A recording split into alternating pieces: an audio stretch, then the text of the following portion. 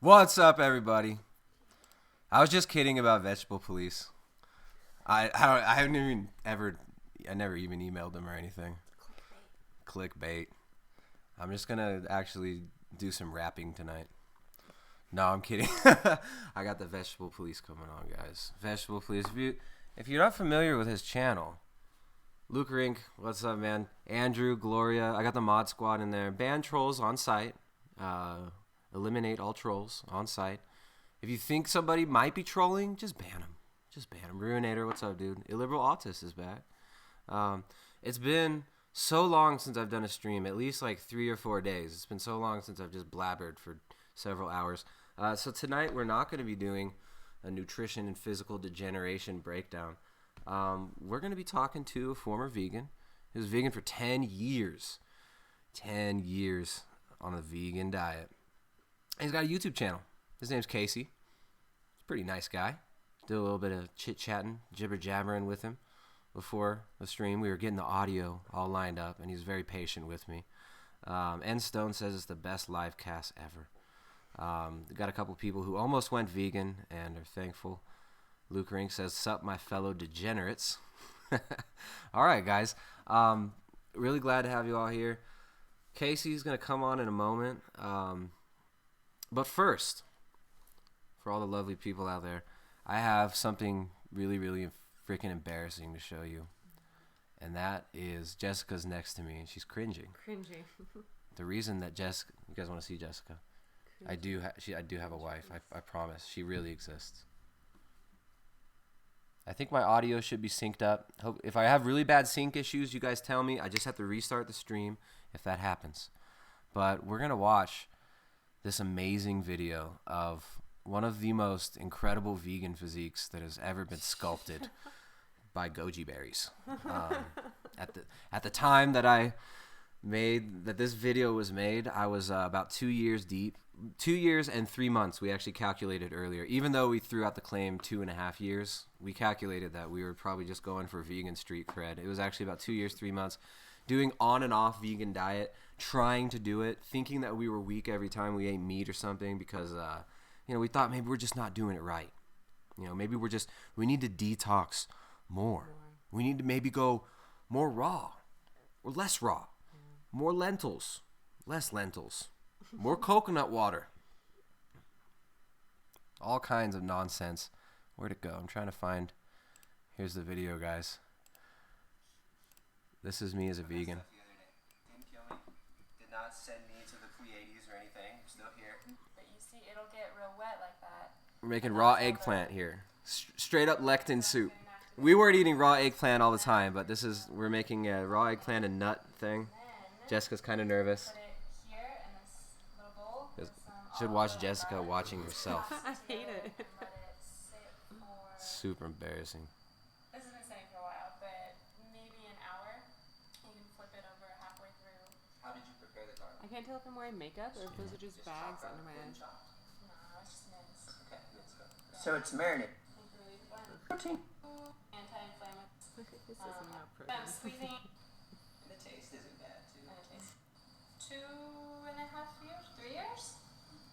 Wait, where's that coming from? Sorry, guys, I'm getting a little feedback here. I was out of sync there. Here we go. 2.5 years.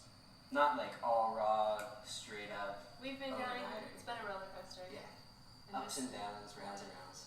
It's about doing. If something's less, it's better if it's more flavorful than you want than less flavorful, in my opinion. That's true. Here's- Starts. And Do you ever make your own recipes? well, yes. Like what? All right, so that's enough. I'm trying to find. There's this part where I make a joke about getting enough animal protein. I thought that was pretty funny. So there you go, guys. I gotta close this. Forget you ever saw that. Forget you ever saw that shit. That was me as a vegan. Damn, you're super skinny. Yeah, pretty skinny there. Let's pull it up again. Little screenshot. My face looks deformed, but it's like we thought we felt good at the time. I'm trying to find the part where I make a. Type of thing. If you leave it in for a few hours, maybe. Raw veal. Either way, Here you go. lazy fingers. Her fingers are weak, and they can't. It's because she doesn't eat enough animal protein, so her fingers aren't straight. No, I'm just kidding. Damn, my toes. So there you go. Not getting enough animal protein. Pretty crazy. Pretty insane. So, anyways, for all of those out there who say you were never really vegan, I guess maybe you're right. I was never an ethical vegan. I was trying to maybe get healthy. Thought meat's bad for you. And but I was never a radical vegan trying to look like a tweaker, says Sean. Sean, you're so close to getting... If you weren't making fun of former me, you'd be freaking banned right now. You look so much better now, says somebody. Well, feel way better now. But anyways, guys, I want to talk to Casey. Who wants to talk to Mr. Police, Mr. Vegetable Police? We'll see how you're doing. How you're doing.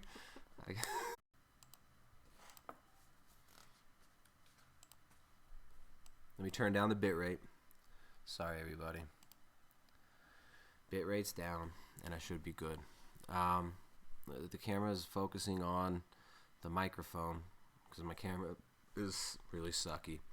But anyways, guys, I think the lag should be better.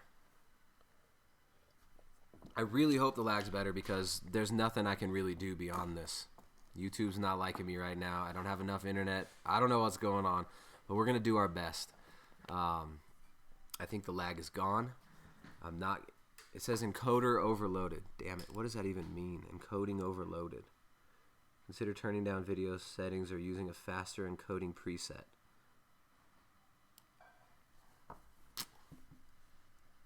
Alright, hold on. This is frustrating. Output. Your computer is deficient in cow testicle 17. Who is this? Who is this? How you're doing? What? Hello? Sparage? Oh, what? Who's got the vegetable police here? What's up, man? I don't know. Hey. People say that I'm stuttering, that audio is great, but I'm lagging. Let me try one more time to just like restart the stream. Let's try one more time. I got Casey here. Guys, I'll say hi to Casey. Got a link to his YouTube channel. The audio's good though. People say the audio's good, but the video's getting a lag. But we'll just try anyways. Casey, how's it going, man? Hey, it's going well. It's going How well. you doing? I'm doing good. How you doing? Doing's good. Right. So the vegetable police over there on YouTube, I've seen a lot of videos uploaded in the last few weeks, and it seems like you're like the clickbait magnet of the world right now.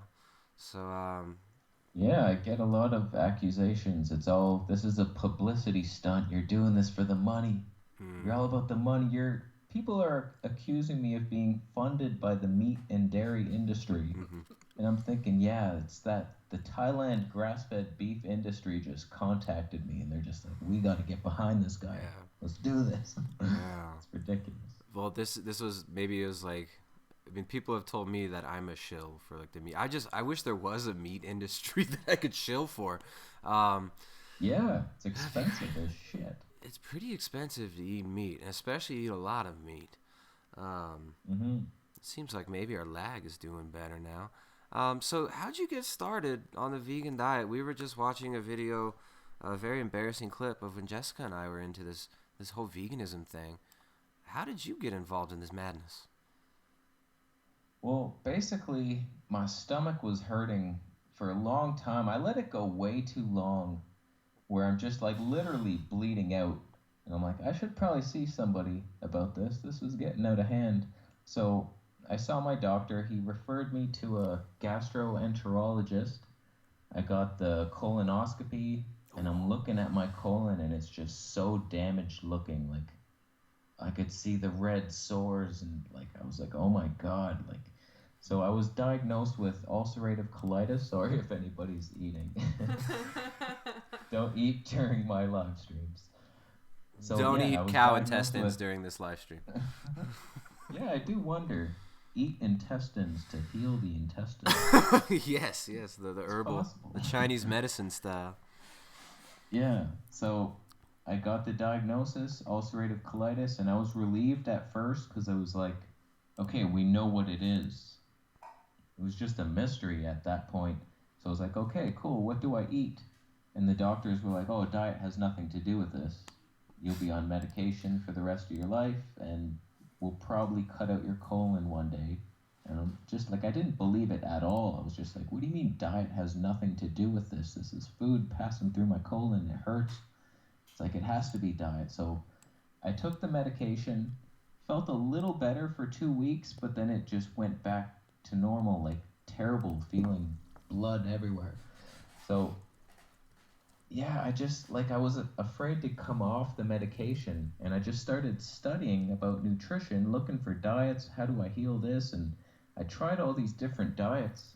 My first hope was the SCD diet, Elaine Gottschall or something, and she cured her daughter of ulcerative colitis.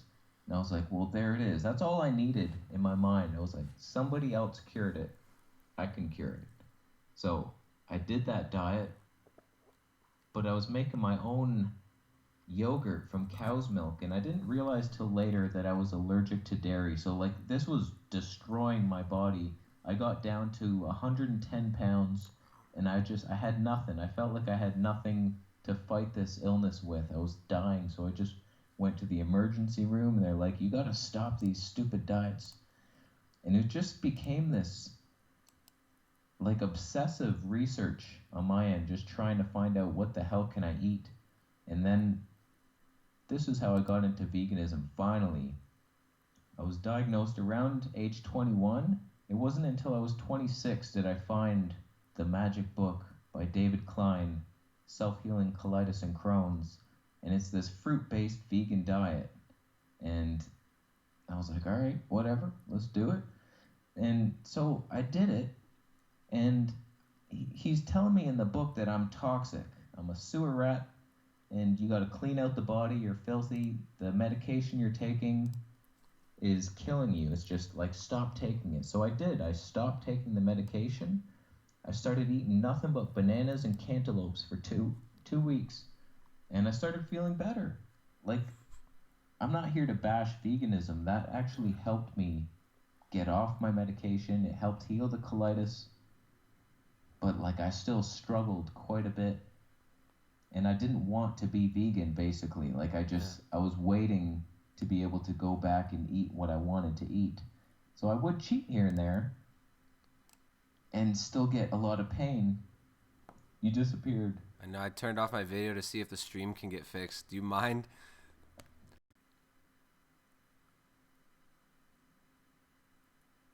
And we're back. So, cantaloupes to get your sewer rat colon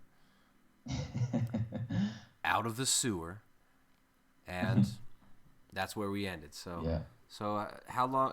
What year was this, if you don't mind me asking? So I went vegan in 2008, October 2008. That's like right when we went vegan-ish, and like started the whole thing. You know, it was a little while. Mm-hmm. It's the exact month. Yeah, so like initiating it into it, I did a water fast. I decided to taper down my meds and do a water fast for 2 days and then stop the meds. And it was the craziest thing. I was just laying in bed, and all of a sudden I became freezing. Like, it was over the matter of like 5 seconds, I went from completely normal to freezing. And then I had a fever, and it just like my body was freaking out after stopping the meds. And then I felt fine the next day. I just slept through the night. So it was interesting to see the effects of the medication stopping and getting out of my body. But yeah, so basically for 4 years, I did a mostly vegan diet, mostly fruit-based, just trying to cleanse out my sewer rat body.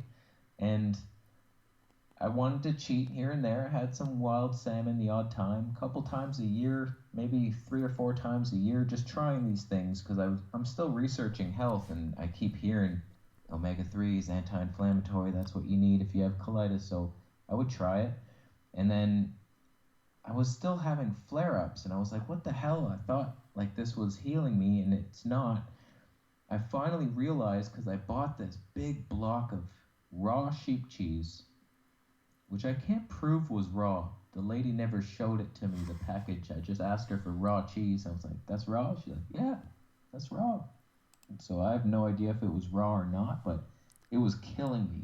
I was eating this giant block every night, and my digestion's getting worse and worse. I'm getting constipated, and then I had the worst colitis flare-up I've ever had in my life. Like, we're back down to square one, rock bottom, and I finally made the connection.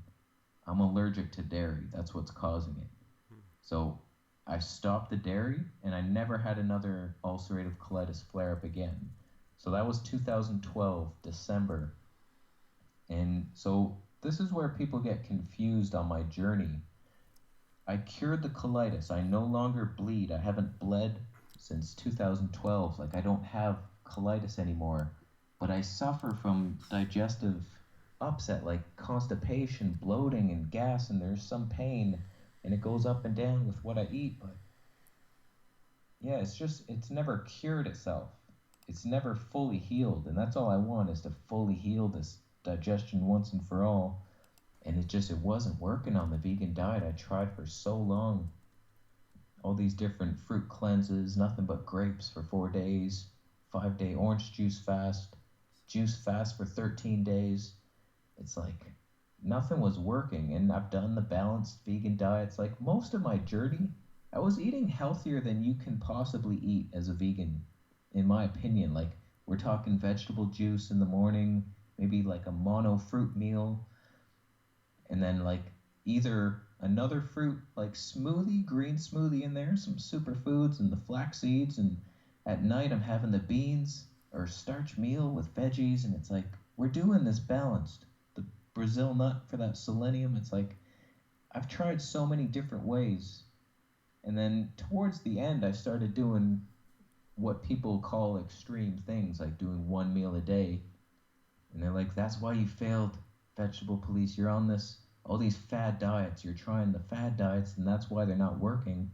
And it's like, I'm on the fattiest of all fad diets right now. I'm still doing the 1 meal a day. It's just that all the toxins, I'm not eating anything that's irritating me. That's all it was, really. Like, I don't know what I was reacting to.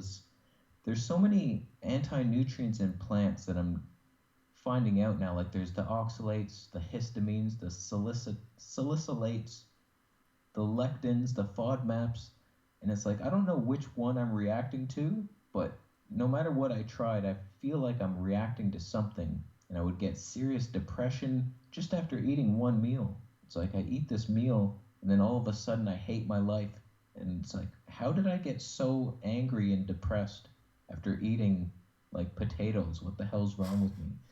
So it's finally now, I was just like, I watched an interview with Michaela Peterson, and she was suffering. You had her on your show. That was a great episode. Thank you. Yeah, it was really fun. She's great. She's awesome. She's a really good representative of a really crazy way of eating. It's like, for some reason, a lot of people are catching on to it, and it's amazing how many people it's affecting. I would have never thought that I would eat this way. Mm-hmm. Yeah, me neither. So, like, I watched her videos, and I'm just relating so much to her story. I'm like, wow, yeah, I'm getting the same thing. I'm reacting to everything I can't even figure out. And she went on the beef as her elimination diet. I was like, you got to be kidding me. Like, I was doing an elimination diet right prior to that, and I was down to, like, almonds and Morning Glory, which is like a Thai spinach. Whoa. And I just feel like shit. I'm not satisfied at all, and I'm still reacting. I'm like, I'm just going to try this. I have to try it. Like, you'll never know unless you try it, and I'm sick of the pain in the gut. So I just tried it. I started eating nothing but beef. And within the first day, like the first night after I eat my meal, I'm just sitting there like so calm, and the gut's not rumbling. And I have this calmness. I'm like, am I like loosening up my mind here? I'm no longer depressed. And well, I want to get into the depression thing, because this is something that you know, and I don't want to start pulling. I've got some articles on, you know, low cholesterol association with violent crimes, suicide, in psychiatric patients, and people have probably seen my past streams. I've pulled a lot of these articles up. In streams where I'm kind of going more aggressively at the vegan agenda. I want people to also understand I got no problem with vegans. As you can see, I ate a vegan diet for a while. I considered myself a vegan at one time. For like 2 years, I was an attempted vegan. I thought it could work. I thought it was a good idea. I thought it was silly that, you know, you need animal protein. But it actually ended up really, really bad for me. And I thought that I was doing really, really well until I almost died. And then I had to kind of reconsider. And at this time when I almost died, I ended up wanting chicken foot soup, which I had never had in my life. I just knew that I needed it for some reason. And then our daughter got dental caries. Her teeth started falling out as soon as they came out of her gums. So we knew that what we were doing was not ideal. But the depression thing that you're experiencing seems to be a really common thread among like vegan YouTube people, and maybe some of the vegan commenters who come to my channel. And for some reason, like why, I don't know why they come to my channel. Maybe over the last few months of me doing the anti-vegan videos, I understand. But before that, there was years of them coming to my channel. When did the depression thing start with you? Was this like, did you experience depression with the ulcerative colitis before you even went vegan, or was this like a later development? It's tough to say if it was depression early on in those days, because like I was definitely depressed, but it was mainly because I felt so shitty and I was so tired all the time, and I'm like, it's tough to get motivated to do anything. Like I'm a high-rise window cleaner at the time, and I'm just like, this is hard work now. It's like, so yeah, I guess I was depressed back then, right when the illness started. So like they're definitely connected. Like if you don't feel good, you're not energized, you could call that depression. You're feeling sad and yeah. I mean, if you're shitting blood and mucus all day, and you got to use the toilet 10 times a day, and you're embarrassed every time you know, it's like this shameful feeling. I've dealt with gut issues too, especially believe it or not, after my raw vegan diet, I also experienced gut issues.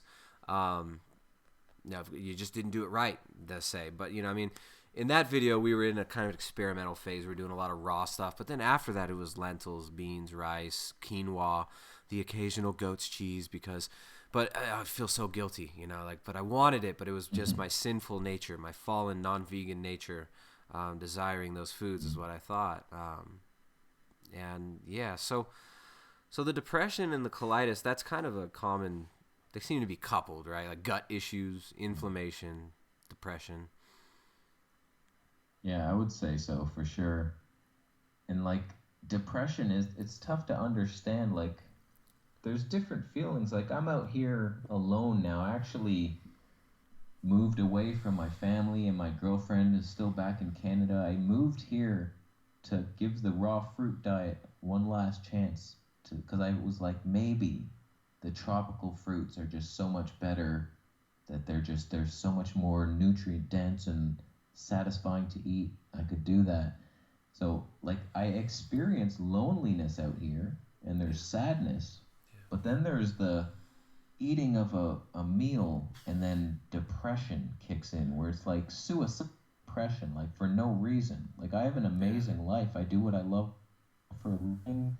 I'm looking off into this mountain right now. It's like I have nothing to complain about, yet I eat something and I just like, I hate everything. And it's the weirdest thing to describe. It's like it doesn't come across in your videos at all. Like your videos, you got the humor. Is the sense of humor in some ways, is it like kind of is it like a shield almost?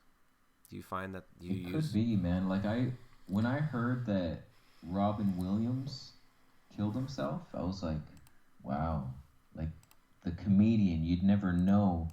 He's making people laugh. He has to be happy. But I feel like a lot of similarities in that. Like no longer, I don't have that anymore. It's like the beef diet has lifted that so much. Like I'm no longer sitting here like, oh man, in a dreadful state. But yeah, it's like, I wonder if there's something about comedians that we just all kill ourselves eventually.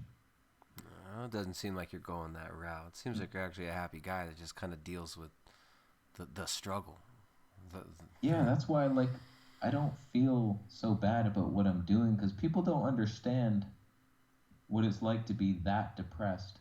And like this guy Goji Man came out. We'll talk about the Goj for a bit. The Gogenator, I think, is how it goes by now. Yeah, like he has this protocol and he's helping me out. Like I've emailed him. I'm talking with him through email. He's a nice guy in the emails.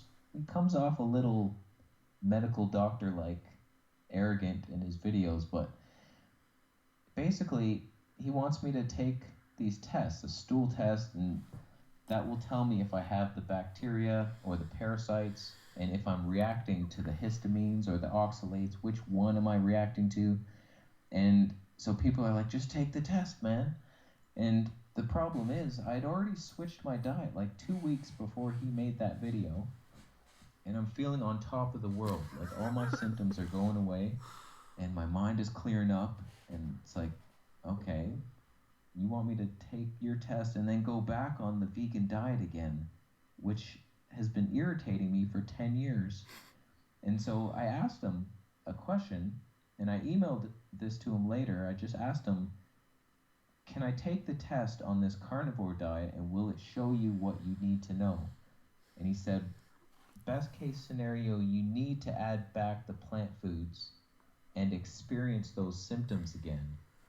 And then we will know, because I have to react to these histamines and stuff. So it's like, do I want to do that? It's like you're asking me to can you just feel suicidal depression for a couple weeks while I do this test on you? It's like, I don't want to do that. So it's like a last resort now.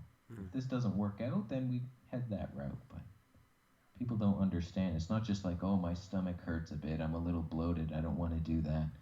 It's like a lot of symptoms, fatigue, depression, pain, itchiness that will drive you crazy. The itchy scalp, that's completely reversed. It's like, wow. And your skin looks way better. I mean, a lot of people in the comments right now are just talking about how much better you look. I mean, I don't know if they're just, their brains are so clogged with cholesterol, if they're just so meat-hearted. Like you know what I'm getting? Because I've been getting compliments that like, oh, he looks so much better, and then I'll get some vegans saying, oh, look at all the meat shills telling him he looks better. He looks the same. The meat demons. Yeah. So I feel so much better. Mm-hmm. The video that you made when you kind of came out of the carnist closet, I guess. Mm-hmm. And you admitted your carnist sins. You confessed before the congregation of your vegan audience. Trying to think of another analogy, but I'm done. That was a beautiful video, man. I mean, you did you write that, or did you just sit down and crank that out from the heart? Yeah, that's all. I never write. Well, the odd thing I'll write, like my plant-based dieter versus ethical vegan, that was a script that I wrote with my buddy Kent. He comes over sometimes. But yeah, most of my videos are just talking. So because that video is one of my favorite videos that I've seen in so long. Like the emotion that you got across, and it seemed like it was minimal edits. Like you watch certain videos, like Goji Man. I mean, it seems like Goji Man's got a jump cut about every 3 seconds in his videos, and he does this. His head's kind of. I think he does how you do your vegan diet. I think his head's actually falling over because he can't hold it up. I think his wife's coming and pulling it up every once in a while. But yeah, I mean the video that he put out, I thought it was really funny, and I didn't really understand what he was suggesting. It seemed he said go get the tests, and then you figure out which antibiotics you need to use so that you can digest the salicylates. But I don't really understand that approach, because if there's something that, oxalates, salicylates, these are anti-nutrients that are in plants. These are not beneficial things. So it's like, to tell somebody that them getting rid of their symptoms and finding a way of eating that completely remits all their symptoms and gives them their life back, makes their mind feel better, and gets them out of suicidal depression, that you're not really curing it, and that you're just doing something stupid, and that the only way to cure it is to somehow find a way to go back to eating lentils. I'm not so sure that makes sense. He told Jordan Peterson the same thing, and I highly doubt that Jordan Peterson watched the Goge's video. Yeah, I didn't even. That's how I first heard about him. I was actually looking for the Jordan Peterson interview, and then I saw his video come up, and I just thought, oh, there goes another vegan trying to latch on to a popular name. And it's like, he feels amazing, and he cured himself. Why do you have to go back to eating these foods to be fully cured? Like, all you want is to feel good, and then you eat the beef diet and you're feeling good. It's like, that's all that matters. Like, I feel good now.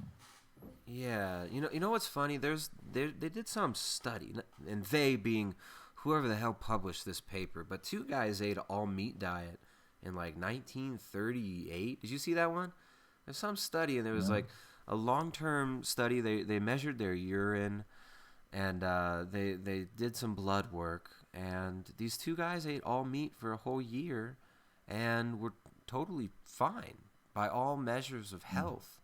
Their cholesterol increased, which, that's kind of known that eating a lot of meat and fat can raise many people's cholesterol, though it's debatable whether that's going to cause heart disease. I don't know, I got a carotid artery exam after 5 years of guzzling fat, and it was clean as a whistle. But that's it's of course anecdotal. But I think it's really funny, just this meat is bad for your health thing that's really ingrained in the vegan thought process. Was that hard to get beyond? Yeah, it's still there. I'm still like, what am I doing? Is this good long term? Like, this can't be good. Like, I don't really know the answers. I'm just going with what I feel. Like, you can say, okay, vegan diet's the best long term, but I feel like shit on it. Why am I living for the future, trying to protect, like, oh, maybe I will live longer. It's the best for me. But it's like, we have to live for now. It's like, how do you feel? And I tried so hard to keep at it. It's like, no, a vegan diet has to be the way, because there's all these documentaries, and it's like, that must be the truth. Yeah. Well, Leonardo DiCaprio funded, what's that one? Cowspiracy. But he's not even a vegan, he flies on his private jet, and he's doing it because it's sustainable, supposedly. But when you look at kind of the funding behind all this sustainability talk, all of the, the green revolution, even, like, that all started from hundreds of millions of dollars from the Rockefeller and Ford foundations being pumped into transgenics research on how to consolidate the food supply and the seed supply. It's like a lot of this stuff comes from big money interests, which have been documenting in the Eat Meat and Make Families series that I've been doing lately. And I think I've done a pretty damn effective job at getting my point across. And so, yeah, I think it's kind of crazy, this anti-meat feeling. And, man, it can be hard for people to get beyond. What was the first thing you ate coming off of the vegan diet when you decided on doing this after you mentioned hearing Michaela Peterson tell her story? What did you eat first? Yeah. It was all triggered earlier. I went to Penang, Malaysia for a visa run, and I was eating nothing but durian for 3 days, and I had a mango and a pineapple one day, and I'm feeling like absolute shit. And I'm just like, damn it. I figured maybe the fatty fruit, it's so delicious. I love durian so much, but I was feeling so crappy. And then I walked by this Indian buffet, and I'm just like, I'm in Penang, and they're known for their Indian food. So I did it vegan. There was like all this tempeh and cabbage dishes, and so I build this vegan plate, and I take a bite of this potato and tomato sauce thing, and I'm like, yeah, that's fish. I bit into like an anchovy or something. And at that point, I was like, I don't give a shit. I do not give a shit. And I actually felt a little boost from it. The tiny little anchovy gave me a boost. But so that was the first thing. That kind of triggered the whole thing. And then I came home, and I wanted to do this as ethically as possible. I was like, okay, we'll do the raw eggs, because that way they will know I'm not doing this for taste. They're gross. And So it seems like a lot. Your audience was a big part of your thought process. Yeah, I felt paranoid of just, I hated it because I loved the vegan message. I was like, that's who I was. And then I'm going against it to try to heal myself, and I'm almost hoping it doesn't work. But yeah, I was trying, like, okay, I'll do the raw eggs. I will choke down these raw eggs for you assholes. And I tried it, and I was getting the worst gas ever from it. And I was like, oh, Jesus Christ. And that's when I watched the Michaela Peterson, and I was just like, I'm doing this. I'm doing the beef cleanse. The beef cleanse. That's just, vegan it sounds so funny, beef cleanse. It's so cleansing. Beef, it could be like the most detoxifying food we know of. Because I've been wondering why I'm getting better. It's like, because fruits are supposed to cleanse you out, but then there's the whole, like, we store our toxins in our fat. And if you eat fat from a clean animal, would that then soak up your toxins? I don't know. It sounds like hippie shit, but I'll go with it. Well, I mean, there's fat soluble vitamins that the body needs. Like, when you look at like this book from Weston Price, Nutrition and Physical Degeneration. He published it in 1939, I think was the first print. But he was traveling around and going to these cultures where people weren't having degenerative diseases, where people weren't having tuberculosis and weren't getting dental caries, which is huge in the U.S. now. Dental caries being people's teeth rotting. And he was a doctor or a dentist. He started the American Dental Association. So he ended up finding that all these cultures were really, the crux of their diet was all based around animal fats. And you had bone marrow, liver, heart, fatty cuts of meat, seal blubber in the Inuit, crabs and fatty fish on the islands of Fiji where they had a lot of carbohydrates. They still eat seasonal carbs, and they still ate some carbs in all these cultures. But none of them were, not eating animal fats, and it seemed like the vegetables were additional to that. And he ended up kind of figuring out that if you give somebody who's rotting their teeth out a bunch of really good quality grass-fed butter that's eaten when the grass is seasonally growing really quickly, when it's really full of minerals, and you also give them vitamin A rich foods like liver, or he was giving kids cod liver oil, that it would stop the dental caries and they'd remineralize their teeth. So I mean, there's a huge immune factor to it too, and vitamin D, vitamin A. Like if you deprive a pig of vitamin A, they'll be born with no eyes. They'll be born eyeless. And then if you breed the pigs that were born eyeless together, but you give them vitamin A, their offspring will have eyes. So it's not a genetic thing. This is a dietary degeneration that I think people are probably experiencing too. You look at British. Yeah, the teeth are a big one. Yours got for sensitive. Me, mine were getting really sensitive on the fruit diet, and that's why, like, even any diet, starch-based diet, the high-fat vegan diet, it's like I couldn't fix it, and now they're not sensitive anymore. Even though I haven't added the K2-rich dairy because I'm paranoid of it, I'm scared of dairy now. But even just on the beef, and I know I'm getting like 100 or 200 milligrams of calcium a day at max. Yeah. And I do wonder if that's enough, but so far so good. What he was saying is without vitamin D and without vitamin A and without like those cofactors, that calcium, it just, your body doesn't know what to do with it, which is why skim milk. So one of the big straw mans the vegans like to use is, well, dairy products are terrible. And that's absolutely true if it's pasteurized, no fat dairy. Now, yeah, some people are probably really, really screwed up and, can't handle dairy at all. A lot of people are sensitive to dairy, like you probably are, even though you had raw sheep cheese, it screwed you up. Yeah. But yeah, I mean, it's like you're drinking skim milk, you're getting loads of calcium. You don't have the vitamin D, the vitamin K2 to actually tell you how to use that calcium. So I think that it's, a lot of these fat-soluble vitamins could play a role. So are you eating organs or anything, or what else are you eating right now? Yeah, it's basically, I'm trying to do, like, the cow holistically. So I'm making the bone broth, I'm eating the muscle meats, fatty cuts of meat, and the organs. And yeah, mostly grass-fed beef. I can't find grass-fed organs for some reason here in Thailand. They don't like beef here. I don't know why. It's all pork, chicken, and fish. So I don't know what the deal is with that, but yeah, I made a mistake once. I thought I was buying a cow's liver, and it was a pancreas. And I was like, do people even eat that? Like, what is that? What did I just buy? This giant rubbery thing, and I couldn't even bite into it. Like, I That was gray like thing, right? trying to bite it. Yeah, I was Yeah. biting into it. I'm like, I can't even eat. What is this? So you're eating It was raw. pretty Are you disgusting. eating the meat raw? Initially, I wanted to try it raw, but I was afraid. So basically, I started boiling things for like 10 seconds. Just kill whatever's on the outside, and maybe we'll survive.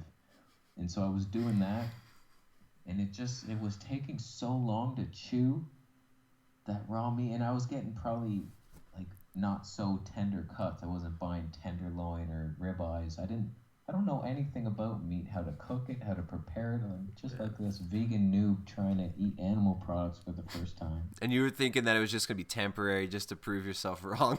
Now you're like, Yeah, pretty much. It was just like, okay, we'll do this 30 days. We'll do it, and it's just like the results were immediate in the stomach calming down, and there was definitely a transition. Like there's a transition going from high carb to keto, as you know, and then there's another transition from keto to carnivore that's even harder. So I definitely, first 2 weeks, I was fatigued. I was nauseous a lot. Yeah, things were not going well, but eventually, like the lights turned on, and I was like, oh, okay, I have unlimited energy. I'm super being potential. I was just like, I didn't run out of energy, and my thoughts were clear for the first time. It's like, oh, okay, I hit it.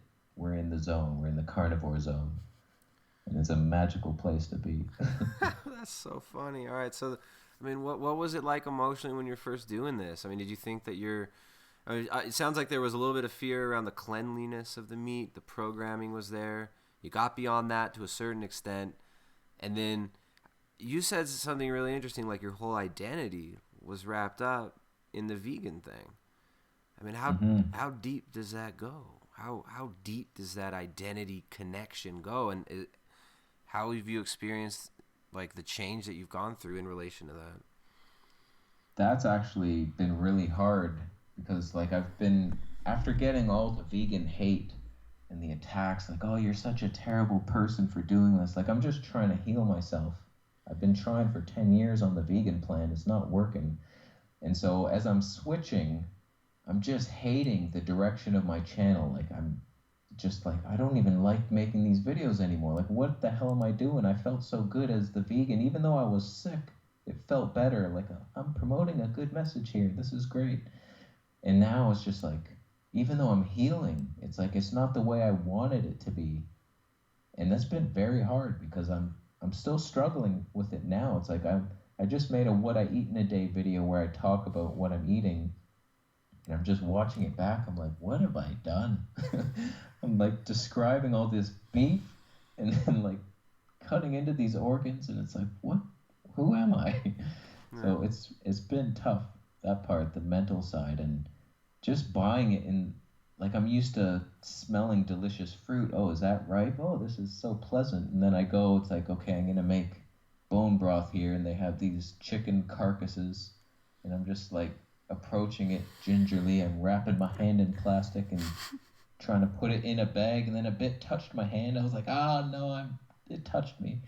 And so, like, it was very gross in the beginning because it's like, oh my God, dead bodies everywhere. But I'm getting used to it now. It's like I'm just washing the bits, and I'm like, yeah, this is flesh. Yeah, I remember the same Like, feeling. It took us like a year. So, I mean, we when we first started eating meat, we still thought this is something to be limited. And it's like only, I mm-hmm. mean, we still sit there and we'll eat, we have a bunch of steak and we've got our kids and they're just like ripping into T-bone or some ribeyes or something or like, get liver and they love it. And, they're chewing and you could see it's building their jaw and it's putting the pressure on their teeth so that our daughter's teeth were mineralized from our dietary changes and stuff, and from implementing a lot of the principles that we learned from like Weston Price and him going to these other cultures and Switzerland, in the Hebrides, in these islands, the Andes of Peru, which is really close to where we live, the coast of Peru. All these cultures are all using animal fats and animal foods. So it kind of clicked for us that it was important. But we still had the feeling like the oh, this is bad. Oh, this is, the programming goes really, really deep. And, I think there's a lot of social engineering around this. I mean, you had people writing about, we're going to feed the serfs lab-grown meat. They were writing about this in the 1930s, in 1929, in Cosmopolitan. Hearst Cosmopolitan magazine, Lord Birkenhead made this article. And it was basically saying, we're going to breed he said, a generation of dullards. He said, what elite ruling class could ever resist just breeding a generation of dullards?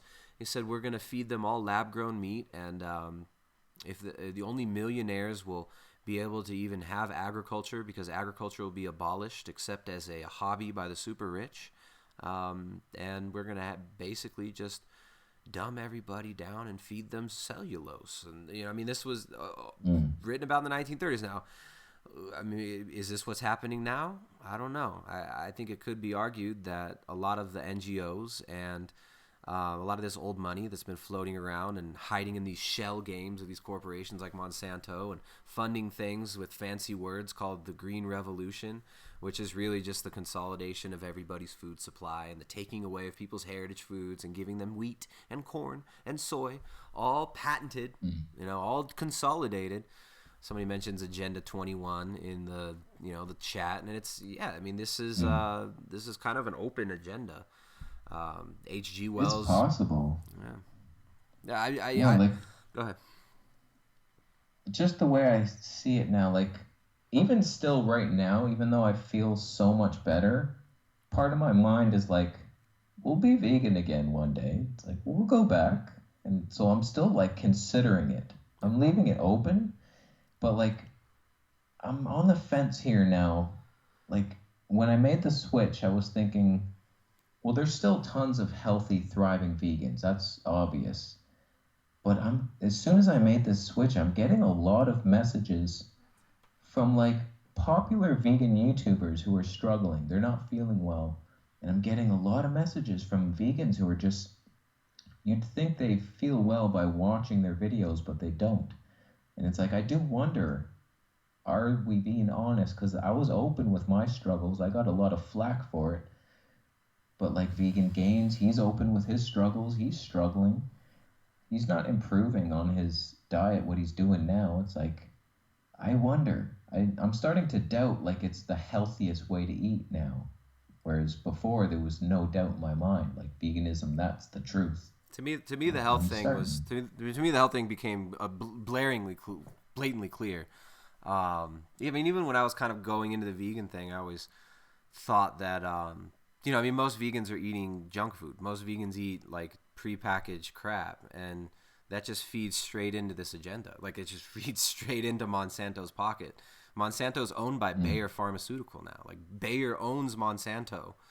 The biggest seed producer in the world is owned by the biggest pharmaceutical company in the world.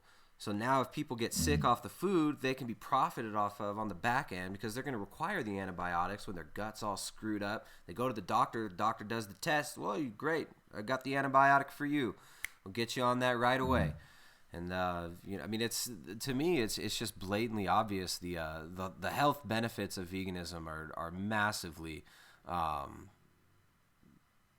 they're overestimated, and I would say non-existent. I mean, just look at vegan YouTube.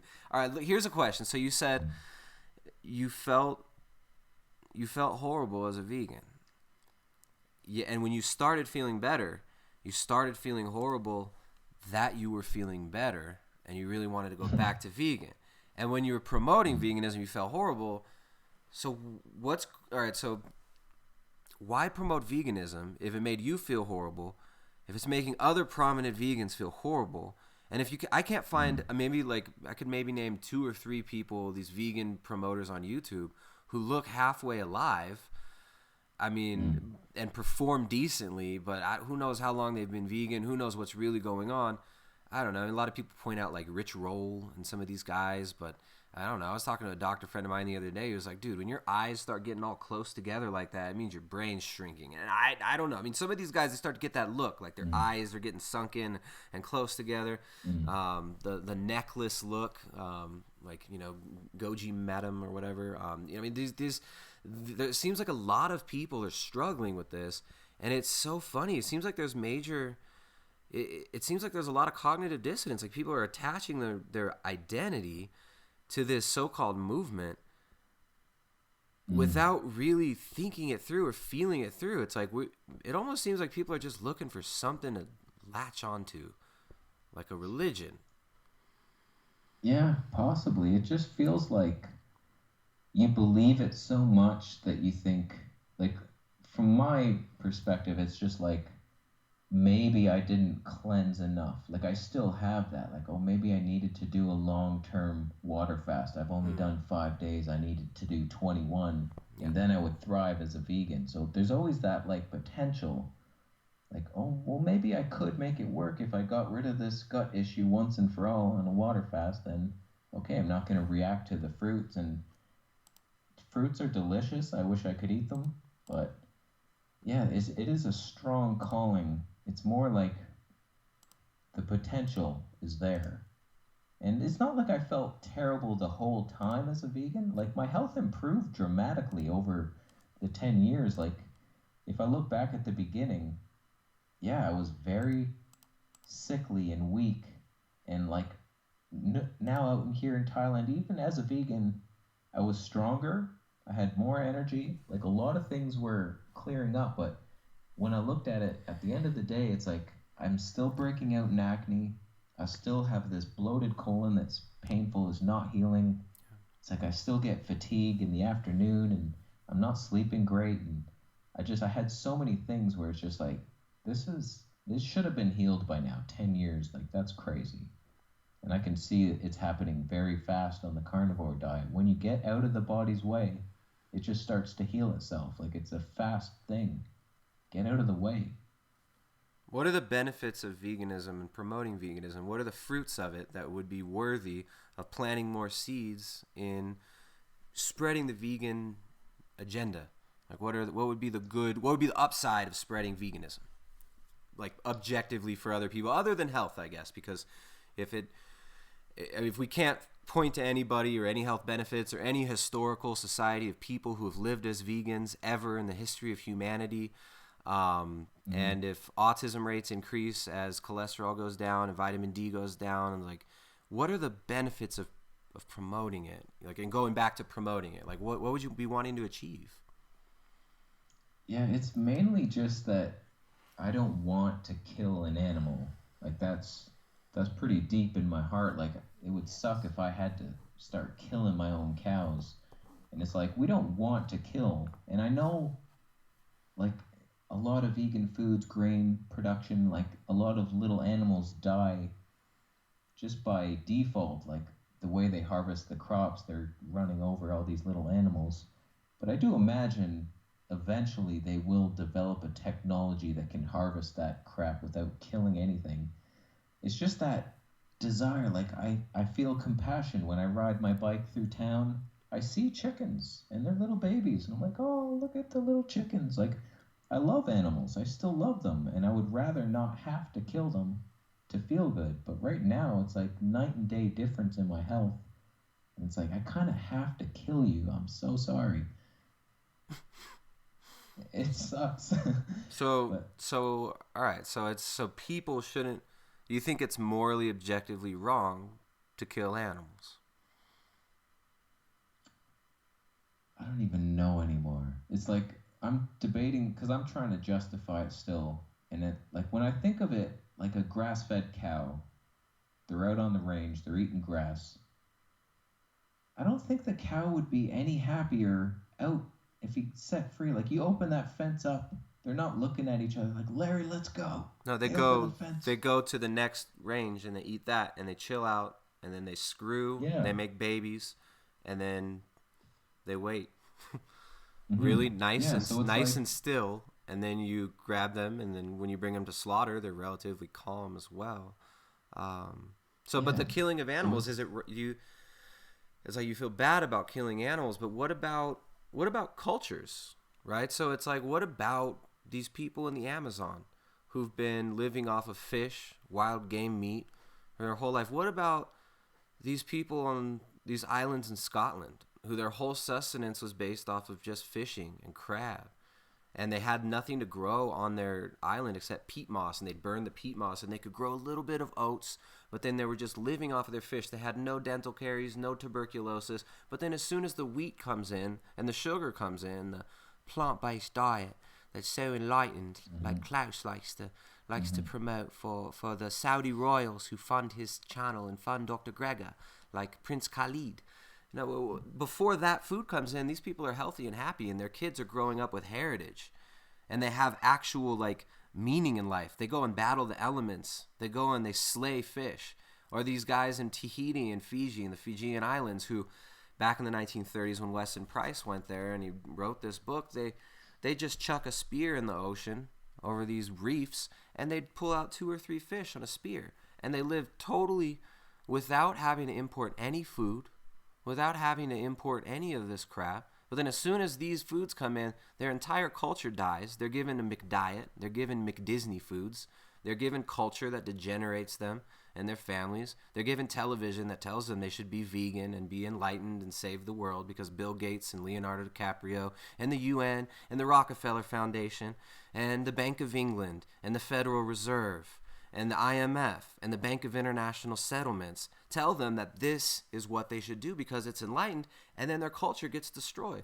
I mean, to me, it's like kind of silly that veganism is talking about promoting health, or what? Not even health, but the not killing of animals and compassion, when they're going to go and slay. What are they going to go tell the Maasai that they can't have their cows anymore, that they can't do these things because it's unenlightened? To me, it's just kind of silly. It's like, you know any vegan that lives completely off of their own food that they grow? just freely now, almost. She's out in the jungle eating her fruits. She doesn't eat her own fruit. She goes down and buys fruit. I think she buys some, but that's what she's setting up. Is she eats a lot of her own fruit and stuff, but how long do you think how well do you think she's doing on that, and how long do you think she's going to be alive? Well, she's very skinny, and I have no idea if she's happy or healthy. She doesn't post videos very often, so we have no idea. I've never heard her say I'm tired or I'm struggling. That's why it's tough to know. Are these vegans struggling, or are they just not saying anything? The ones in my community are definitely struggling. I mean, we were in town the other day. It's like we're just noticing how ready to snap some of these. It's obviously generalization, but we do live in a community with a lot of vegans. And the things we notice with their children, the non-connection that they have, the glossed over eyes, the really skinny kids, and also the teeth going back. I mean, it's really crazy. And when you look at what culture has ever been able to live off of vegan foods, and how do you even live on a healthy vegan diet? I mean, what is the healthy vegan diet? Is it Dr. Gregor? Is it Durian Ryder? I mean, he's openly used steroids for a long time. I don't know what he's doing now. He seems kind of demented, if you ask me. He's been diagnosed schizophrenic. I'm trying to figure out where the healthy vegan diet is. Everyone says you just did it wrong, or you weren't really vegan, and I don't know. I mean, I guess I just laid a lot out there. I laid a lot of my ideas out there in a very short amount of time. But yeah. Yeah. Well, the first point about the whole the Maasai they hunt, we can't take that away from them. The vegan argument to that is, well, they're doing what they have to do to survive. There's nothing wrong with that. They can't eat the vegan diet. There is no way for them to do it, so that's fine. Vegans aren't against that kind of thing. But then I think, I'm disagreeing with it now, because they will say, well, anybody in a Western culture, you have access to a grocery store, you can eat a vegan diet. So you don't need to eat the meat. You're not in a survival situation, but it all goes out the window when you don't feel good on the vegan diet. Like it's over. Like your arguments are over. It's like But I tried the they vegan would say diet, that so this like is it not. is a matter of survival. But it's not about you. It's about the animals. It's about saving the animals. Yeah, that's what it's all about. It really is. Like, I'm just waiting for Vegan Gains attack video, and it's just like he's What does an it matter? ethical What does it vegan. matter? He's an ethical vegan. He lives in Toronto. He's never grown a vegetable in his life. He doesn't even work. Mm-hmm. He makes videos for clickbait, says he's going to kill people all the time, talks about stomping babies. He's got a vasectomy. He's never going to have children. Who cares? He's a moral relativist nihilist who thinks there's no objective truth, yet he wants his fake objective truth to be forced on everybody. He says there is no objective truth, except apparently that's objectively true that there's no objective truth. I don't understand how any of these vegans who are moral relativist nihilists can actually make a point for a moral position or an ethical position. There are no ethics in nihilism. It's might makes right. So these are people who've castrated themselves and said that they don't want to become a part of the future anyways. So what do they care? What if my kids live here and we've got land and we have 20 or 30 cows on our land that we're going to slaughter? Is that unethical? You know what I'm saying? It's like, where do these ethics come from? And how do we know what's right and what's wrong? Mm-hmm. Go ahead and answer that real quick. No, I'm just kidding. But like really, like what? It's a fine line. It's like, yeah, I feel bad about killing the animals. I'd rather not do it, but if it comes to my own health, we have to. And then it's just like, it's no longer an ethical dilemma. It's morally justified to eat what you have to eat to feel healthy. Like, So morally, are you a speciesist? They'll bring up the speciesism. So is your life more valuable than an animal's life? And is an animal to me, it is. Is an animal a person? Yeah, that's the thing. Like, I've got a lot of messages from vegans who are like, you should suffer for the animals. Like, what are you doing? Just so what? None of us feel good. So what? Like, I have all these messages like, yeah, so I have heart palpitations. Big deal. The animals are getting saved. It's like, people are having serious health conditions. And I'm like, I didn't realize that's what this was. Like, I got into veganism because it was a healthy diet. I'm a health vegan. And then I developed the ethics over time. But there's ethical vegans who sacrifice their health for the animals. And that's just some weird shit that I'm not getting into. Like, I don't understand that mindset. Like, I'm willing to get fat and sick so some barn animals can live. And you'll never meet them in real life. They're not changing your life. It's like, it's a weird thing. It's very strange. So for the audience out there, what I might end up doing is just ripping the audio from this and pull the video down and upload the audio as YouTube with a picture of vegetable police eating meat. No, I don't know. Maybe just a screenshot from this or something, because if people keep telling me that the audio is good but they're getting laggage. But yeah, I think the ethical veganism thing falls apart so quickly under scrutiny, and because what is ethics? Where do ethics come from? What is moral and what is right and wrong? I mean, we have to be able to decide, like, to actually agree on these basic metaphysical principles and assumptions that are being made here on what is true and what is wrong and what is right and what is suffering. So it's like, the animals are suffering. What is suffering? What is good and what is bad? That's Exactly. kind of what it comes down to. I can still call myself a vegan under the definition. I'm actually a vegan still. Because you're eating Because fermented. The definition. Because the definition is doing the least amount of harm as is practical. And so it's obviously not practical to let my health slip away. So I'm doing the least amount of harm possible. And that's what vegans are so upset about, and so am I, is the factory farming and the torture. It's the tortured lives. Like chickens cooped up in like 10 of them in a cage and they can't move and they're sickly. It's like, that is just insane. Like, we shouldn't be doing that. And this is so a when new it's like thing. This is happy a new animals- phenomenon, and the companies that are doing this, like Tyson Foods, are funding Beyond Meat? Why is Tyson Foods the number one funder of Beyond Meat? General Mills is another top funder of Beyond Meat. The biggest corporations in the world are pushing plant-based diets for a reason. They're also heavily involved in biotech. They're also heavily invested in pharmaceutical companies. And the same people are in revolving doors in the governments and running the FDA, the USDA, and the American Medical Association, which is not even a government organization. But we're looking at a shell game here being played by powerful individuals. And yeah, factory farming is obviously shit. It's terrible. But how many vegans out there are going to actually grow food? The vegans are just, how many vegans out there are actually involved in producing anything? It's like, in a few years from now, we'll be eating mostly our own meat that we're slaughtering ourselves. All the meat we eat comes from the mountains around us, eats the grass that we walk on, drinks the same water we drink. We're living off the fat of the land here. And that's how most people live in most of the world. And most people in the world are not vegan. And most people in the world are connected to local food still. And these are the populations that the people that in the big cities are told are problematic because it's overpopulated in the third world, they're told. When it's like, dude, you come out here in the Andes of South America, it's mostly unpopulated.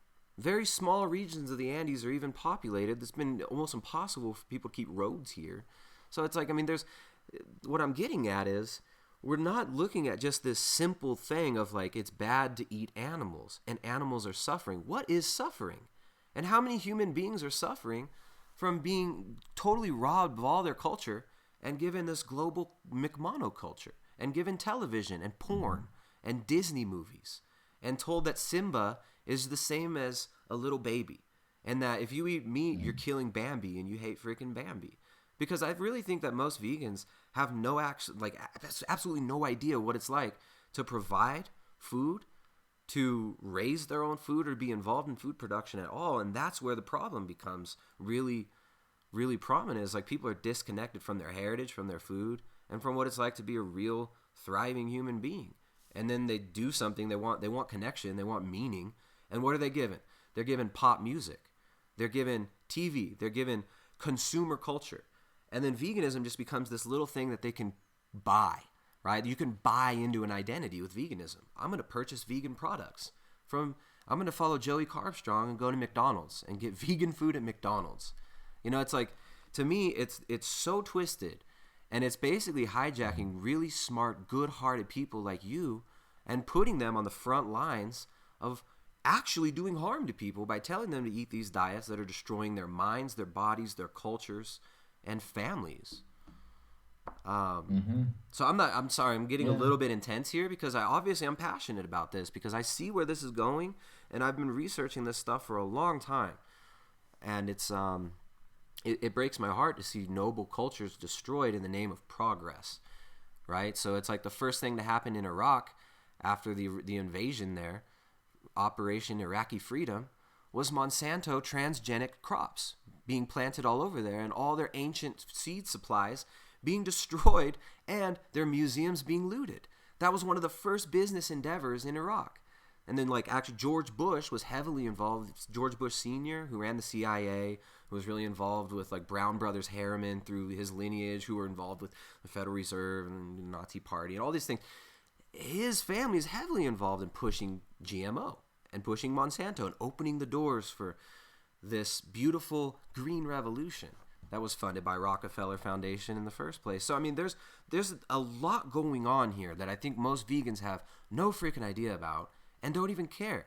They just think it's cool and cute. And I think that people really need to question where is the funding coming from here? And what are the real fruits of this? Because the fruits I'm seeing are sick people, kids losing their health, families being broken up, the destruction of cultures, and the spread of global corporate culture and false identities that people buy into. And, what do you think? Am I crazy? Yeah, it's tough to say. Not you that you're crazy. It's like, just from the vegan perspective, it's a little disconnected.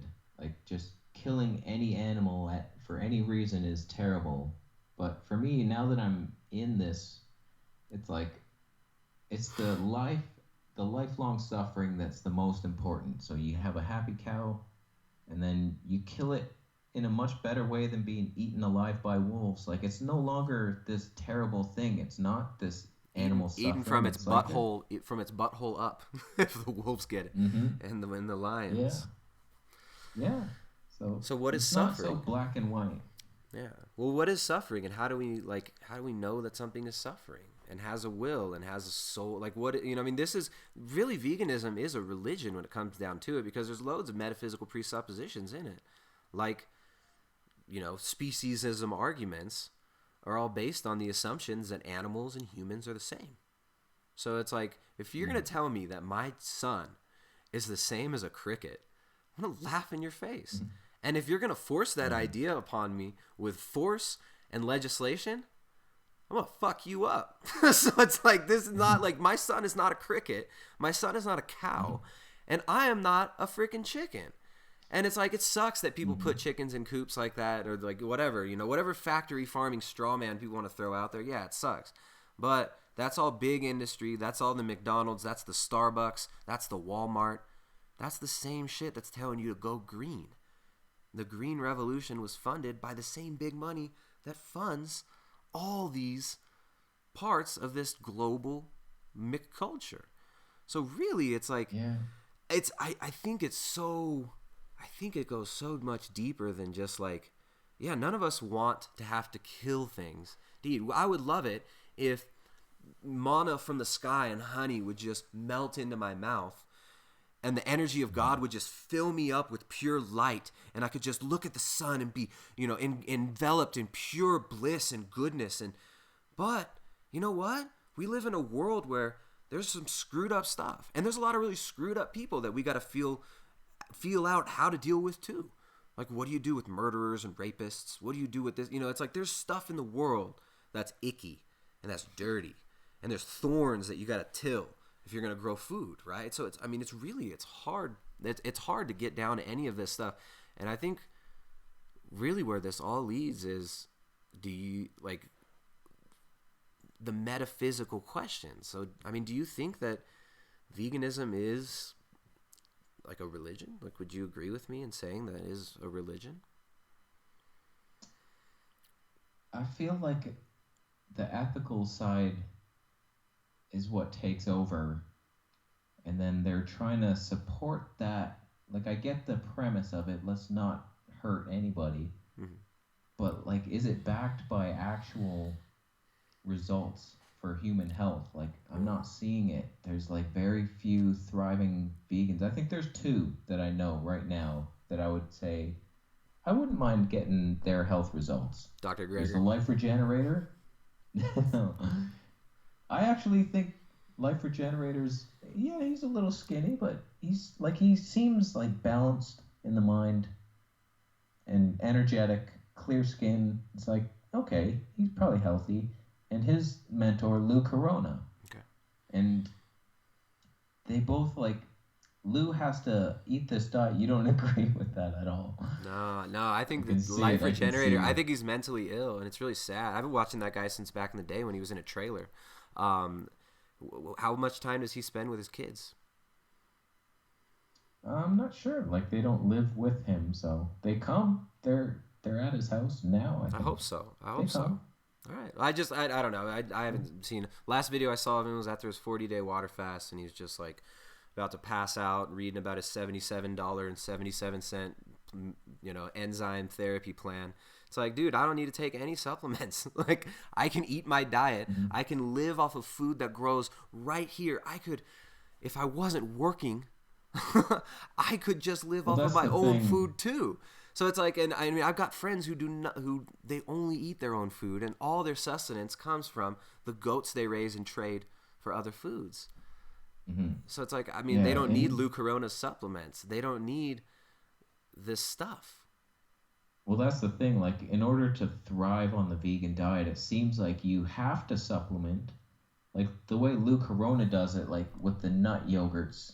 So he's soaking them overnight, blending them, fermenting them. So it's like pre-digesting them with bacteria. It's like something we would never have access to in the past. Mhm.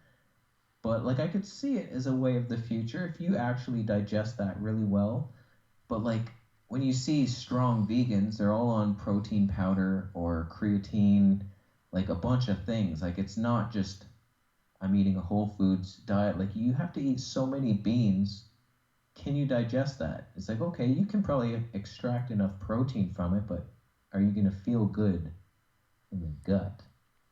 And where's I that? wasn't. Where's the protein come from? How many steps of production are there? And how many billions of dollars are being spent to market and push these foods out there when we can just have locally raised foods that are seasonally available and grown locally? Like here, they used to just have herds of alpaca. That's what they lived on. And they would use their fleece. They would use the wool. They would trade the wool for these eggs from the coast that they use for fertility because there's low iodine content in the soil up here. So they would trade for these eggs that came from a skate that were dried. They'd eat those for the iodine. And it's like people have figured out how to live and how to actually survive in this harsh world that does require killing animals, killing plants, killing earthworms, eating bugs, which I know, speciesists believe that bugs and human babies are not the same. But I mean, the religious part of it is what really I think is such a funny thing. It's like, so it's like you want to end all animal suffering, but how? I mean, this is. It gets totally twisted because you're causing human suffering and doing that. I don't mean you. I just mean like the vegan movement in general as an entity. I see it as just an extension of the global Mick culture. It's just an extension of Starbucks. It's an extension of McDonald's, of Tyson Foods, of Monsanto, of the Rockefeller Foundation, Ford Foundation, of the Federal Reserve, the IMF, World Bank. This is why they have the UN push these things and tell people that you need to eat the transgenic seeds. We need golden rice everywhere in the world. You need the GMO potatoes in Scotland. It's like, and a lot of these things have failed and been shown to be really bad for human health. It's like, to me, You I'm don't seeing... like GMO corn crackers? I used to make them. They're really good. Right. I mean, it's like I can't live off that stuff, I mean, if the fruits of it were good, but I see it causing suffering. I see it really wrecking people's health, and I see it wrecking people's minds. I mean, like, how many of these angry vegans are going to downvote this? And probably 20 people have been banned in the live chat already.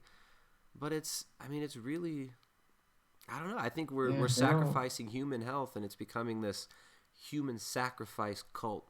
And veganism's kind of bowing. They don't understand the whole picture, I don't think, with the human health. Like, in all the vegan documentaries, it's always like, let's not feed the cows grain. We can feed it to ourselves. And it's like, cows shouldn't be eating the grain in the first place, but most people don't do well on grains. It's like, that's not the answer to save the world and feed everybody. It's like, so many people, like, it's harsh fiber, lots of anti-nutrients. It's like, you're not going to feed the whole world on grains and beans and these people, corn and soy. Yeah. Why do the people that say they want to feed the whole world also, on the other hand, talk about people are the biggest problem in the world and overpopulation is the biggest problem and we need to depopulate the That's world? the thing. I have a conspiracy theory in the works here with vegan games. It's an interesting one. But it's like, you don't even... He's an ethical... Yeah, go ahead. You want to hear it? Yeah, absolutely. He's an ethical vegan. He's an ethical vegan who hates humans. And so he's willing to promote the vegan diet to save animals in order to kill the humans. Whoa. Dude, but you're not... There's no conspiracy there. But, I mean, it's like... I think it's... What we're looking at is really, like, spiritual force. You know what I'm saying? It's like, I think that the spirit behind it is something that's just straight up spiteful, hateful, and really sinister. And that's why it's being funded by this. I mean, why are so many people gonna, tell people? I mean, like, I was looking at this lady, and they're telling her, your kids, I hope you get raped and murdered just like the animals you eat and stuff. I mean, it's just like this. Yeah, I got a lot of those. Yeah. It's insane, like, how people can get so angry. at like just trying to get healthy. It's like, you want me to bleed out? Like, as long as I die, then some chickens will be saved. Thank God. Yeah. We did it, guys. We saved the chicken. Vegetable police is dead. Yeah. Yeah, I mean, it's like, we don't even Do we need... have any... Go ahead. I was just gonna say, do we have any questions from the audience? People think you're... Q&A People want to... segment. People want to know if you've gained muscle since you ate meat. Oh my God, I'm so much stronger. It's stupid. Like, it was noticeably... Every record I had, I'm breaking... And, like, I still look pretty much the same. Like, I haven't gained. I've actually lost. I think I was 68 kilos, and now I'm 66, but I'm so much stronger. It's like I'm just melting fat away, putting on muscle. Could be, like, the creatine's pumping me up a bit from the beef. Like, I'm on no supplements. I just love that so much. So you're taking no supplements now? Like, you have to supplement. Nothing. I tried to add the multivitamin and I had a reaction to it. So it's like, yeah, like I have all this B12 and it used to give me acne. And it's like, you need the B12 though. So it's like, what do you do? Like a lot of people get acne from the B12. It's like all this synthetic crap. Yeah. I hate it. And now it's not needed. Feels nice. That's pretty cool. That's pretty nice. Jessica, you had some questions, right? No. I want to talk about the family aspect of it, man. I mean, you left your family to go out to Thailand. How did this affect like your life and your relationships? Because I've seen a lot of people's families kind of get fractured from some of these ideological divides. Yeah, I just came out here to heal, thinking this is what I had to do. I had to get myself to a tropical climate because we're monkeys. And it's like, we got to eat that fruit. And I put it to the test. And like the fruit was no better here. It was like the same thing. It's fruit is fruit. Like it's no matter where you are, even in Toronto, it's like you get a ripe piece of fruit. That's fruit. It's not going to get much better. So like I put it to the test and I knew I had to leave my girlfriend. Like I'm still with her. We still Skype every week but it's tough. It's been like I moved away it's been like 9 or 10 months now. And it's like for veganism to heal the body. And now I'm eating beef. And it's like, what the hell is going on? It's like.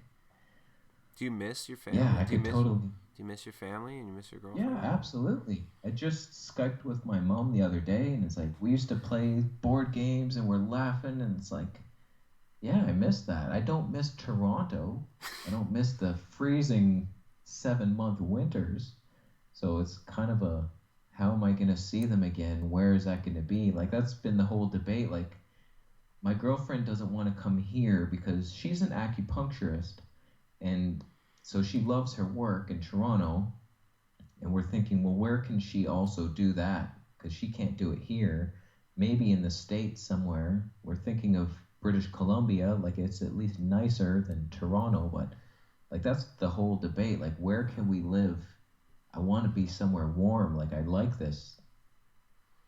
This was my first winter that was a summer. It was like, wow, how do you go away from that? And the no daylight savings time, that used to fluctuate so much. Like, it would go from maybe 16 or 17 hours of daylight down to like 8. And it's just like I'm in such a circadian rhythm right now. It's like I'm in bed by 9:30, up at like 6. Yeah. It's just 6 or 7. It's like so dialed in. It's like, wow. So potential movement going on there in the future, it seems, huh? A little bit of exodus from the old Thailand there. You're not going to be joining. Well, I mean, I think Durian Rider probably made. Didn't he make an offer? I saw he made some videos. I watched about 2 minutes of it. It was basically just him talking about how amazing it would have been if you'd just been coached by him. And he was flexing, and then he showed it was like some softcore porn of his new girlfriend or something. I stopped watching. But yeah. His answer to everything is carb up and ride your bike very far. Yeah. All day. Yeah. So. Yeah, that guy. Moving on. Moving along. All right. So. But yeah, I have a visa run coming up where I have to leave the country. I'm I'm going to Laos, and then I come back, and we'll see if I have another 90 days. And then I'm thinking of moving down south towards the ocean so I can be, because it's a very polluted city, Chiang Mai. So I want to be by the ocean, and then we'll start debating, do I move to Hawaii to study under the life regenerator? Do I go to like Ecuador to eat beef with you? Do I go back to Canada? It's like I have all these options open. I have no idea where my life is headed. Yeah, there's going to be 50 vegan YouTube videos made inviting you to join the various sects. I say that it seems like where you should really go is wherever Nature Boy's at. I'm not sure exactly where Nature Boy. Peace Reflections, all my melanated crew. Nature Boy is probably like the vegan ubermensch. Like underneath Durian Rider and of course the new crew like the Gogenator, Vegan Gains and stuff. But I'm really impressed with Nature Boy. Yeah. At least he's honest. He's very honest about it. He admits this is a straight up cult. He's like, I'm God. He says he's God. All right, cool, man. At least there's no worry of getting pregnant if I go over there. Because your sperm count goes down and your spirituality goes up. That's how it works. Yeah. Only sick people get pregnant, apparently. Yeah, it's unspiritual. But it's a disease. It's a living life form. It's a disease. But I've made that compilation. I think did you watch my compilation, my Vegan Revolution? I'm not sure. Okay. Well, I used some clips of Mr. Nature Boy in there. But it's kind of another example right there of like what I will call the spirit of veganism, the spirit behind veganism, kind of the principality ruling over it. That really, it's just I think there's a twisted ideology there that's very against life, and it gets people to engage in principles that will end their ability to even be alive or pass on children. But I mean, that's obviously, I'm not. If you want to be vegan, I won't judge you. I actually like a lot of vegans. People think I don't like vegans. It's not vegans. It's the ism, right? It's like I want to see a world. I want my kids to grow up in a world that's not freaking insane. I don't want my kids to be told that lab-grown meat is ethical and that, we got to go do carousel tomorrow because we're 33 years old, like in freaking Logan's Run, and bring back human sacrifice into the open. This is not a world that I want my kids to be in, right? Like, I think that it's really, really important that we look at the fruits of our decisions and where this is all really going. Because I want my kids to be able to practice good lifestyle choices that will allow them to have kids and them to have kids and them to live and them all to really like thrive and actually live a meaningful life that is objectively good. Because I do believe there's objective right and wrong. And that's a metaphysical concept, nothing that can be determined scientifically or through, I think it's the isms, man. It's like veganism it's a religion, and there's nothing wrong with religions. Everybody has religions. Atheists have a religion. The nihilism is a religion. It makes it. So I don't know. Anyways, I don't want to get too much into this anymore. This is what really fascinates me. I just want the truth to come out when it comes to like diets. Like, are you struggling on a vegan diet? Tell us. Like, don't lie and say this is the best way. If you feel good, okay, cool, promote that. And if you're healing people, it's like, I understand. Lots of people heal a lot of things on a vegan diet. But like, there's always that nobody makes it past 9 years, or it's rare. And it's like, I was getting up to that mark and I was like, uh-oh, here we go. It's like, it's happening. So, it's like, I just want the truth. I hate all the lies where the vegans are attacking the meat eaters and lying about cholesterol. Like, I still don't know the truth on that. I could have a heart attack in 7 days. I have no idea. Where does the truth come from? Like, this is like really how do we determine truth, and where does truth come from? Does truth come from the most people agree on it and it's just might makes right? Does truth come from... We need real science, like real studies that put people in, like, we're not having an agenda to prove, like, okay, let's make sure we prove that eggs are bad and make this study. Like, let's learn. Let's just learn and share and work together. Like, there's something sinister going on with the corporations and everything. Like, it's not just human beings working together trying to find the truth. That's what I want. That's all I want. I think that's what everybody freaking wants. But we've all get tricked into little avenues of lies. We tell ourselves lies that we're really living it, when a lot of us aren't. I'm not perfect. I'm far from perfect. I'm the most imperfect person I know. I can name a million flaws right now and tell you a million reasons why I'm a piece of shit and why I'm worthless. But I don't even know where to go from there. Just it's like what are your top 3? Yeah, I mean top. Yeah, right. I mean, it's like, look, we're all imperfect. We're all human, and I think we all want truth. Like, that's really what we seek, and that's why people get into veganism. That's why I sought it, because I wanted to be healthy. I knew I was being lied to. I wanted the truth. I wanted real, and it didn't end up working out for me in the way that I hoped to. I almost died after 2 years, and my daughter had to suffer some of the consequences. But now, you know, I mean, thankfully, now we're happy and we're healthy. But it's, I mean, how can we really be fully happy and healthy with still living in a world that's full of lies and full of nonsense? You know what I'm saying? It's like, I mean, I won't be fully, it's like, oh yeah, I'm happy. But that's really kind of a lie, because I'm not happy and I'm not satisfied until every other person in the world and all of us are really connected in truth. And it's like, I think we're all seeking transcendent, real truth that goes beyond diet, goes beyond any dogma. The diet's just a vehicle. The diet's just part of what we need to do to keep this alive, so that we can probe the deeper mysteries and the better, you know, the deeper realities of this. To me, that's kind of where I'm at. Like, I mean, the diet, that's just it's a vehicle. You know, like, I thought veganism would be great, but you know what? It wasn't. And there's a lot of reasons why I think it wasn't. And, yeah, you want truth, man. Yeah, I used to think that there would be no possible way there would ever be like a vegan serial killer. I was like, veganism cures everything. Like, and vegan gains. My wife says vegan gains. Yeah, it's possible. But yeah, there was that whole, I don't even want to talk about Furion Rider, but it's like, he just disproved a lot of my ideals in the past. It's like, but really, it's just healthy people will make the world a better place, in my opinion. Yeah. The happy people want to help each other, and that's what we need more of, not the attacks. Yeah. Finger pointing. But it seems like all the suffering that you've been through kind of is, in a lot of ways, hasn't it maybe made you better?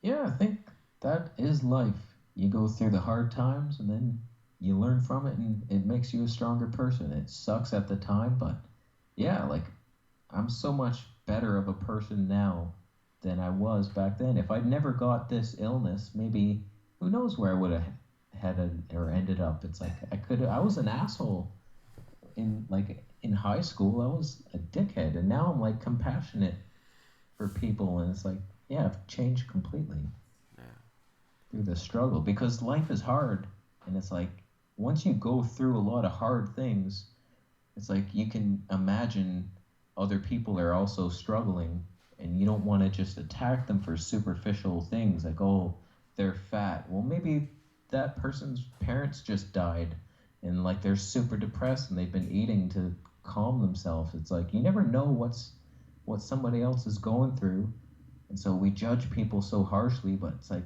I like to picture, like, okay, you judge that guy, but maybe he just saved a whole orphan family from a burning building. And like, yeah, he looks a little weird, but he's a good man. Or maybe he saved a family of crickets by convincing a human family to go vegan. Yeah, I'm saving all these worms now.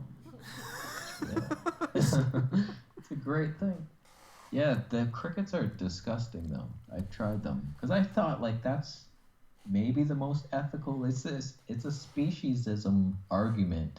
It's like, okay, well, because a lot of vegans are telling me, why didn't you just eat oysters? They don't have eyes. They can't see the cruel things you're about to do to them. But it's like, they're all living beings. That's speciesist for them to say that. But I tried. I wanted to do it. Like, okay, insects. I kill mosquitoes, so I'm like, okay, it's not too far-fetched that I would kill crickets and eat it.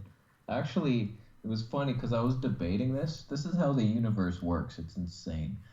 So I'm thinking of it. Crickets, okay. A cricket came here. I don't know how. I'm on the 6th floor. It's like, how the hell did a cricket jump that high? But I had a cricket right here. And I'm like, yeah, I have no desire to eat that.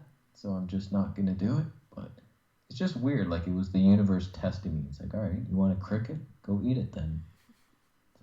It was disgusting looking. But I bought some. Yeah. And they're gross. So it's not a sustainable thing. They have sharp, jagged legs that stab into your lip. And it's like, no, this is not a sustainable source of food for the humans. They have sharp, look at it, under a magnifying glass. It's like all these sharp, jagged things, and I'm biting them like, ow.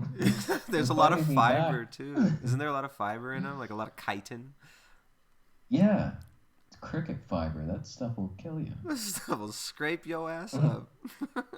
Yeah. I even tried mealworms. I was like, yeah, that's got to be good. They're so gross. It's like, oh, that's not the answer, guys. I'm sorry, I tried it. Now, what foods have you been eating? Like, let's go through what you ate yesterday. I know you just kind of got up. It's in the morning there. You're 12 hours ahead of me.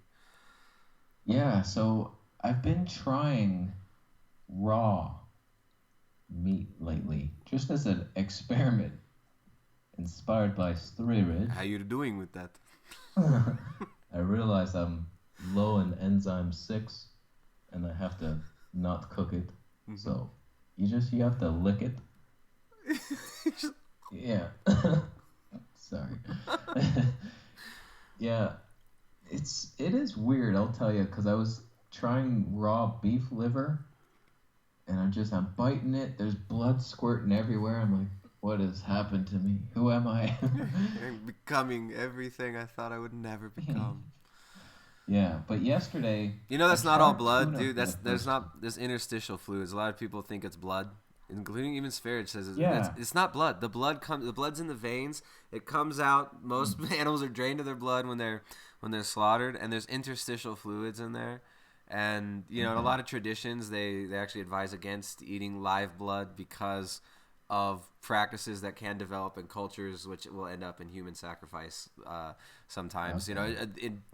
It's just throwing that out there. Something I talked about was with Gatis Sverige, for those I know. I saw the footage of him licking his friend's bleeding leg. Yeah, you did it. I didn't watch it. I thought our conversation was really funny. But funny YouTube channel. I like his vegan recovery videos, but I can't say I agree with him on his. He's got the vegan gains philosophy going on there. Is all I'll say about that. But he was fun to talk to, super nice and very honest guy, much like you. You guys are like two sides of the same coin. I actually respect him a lot more now because he just said, like, he's struggling, he needs money.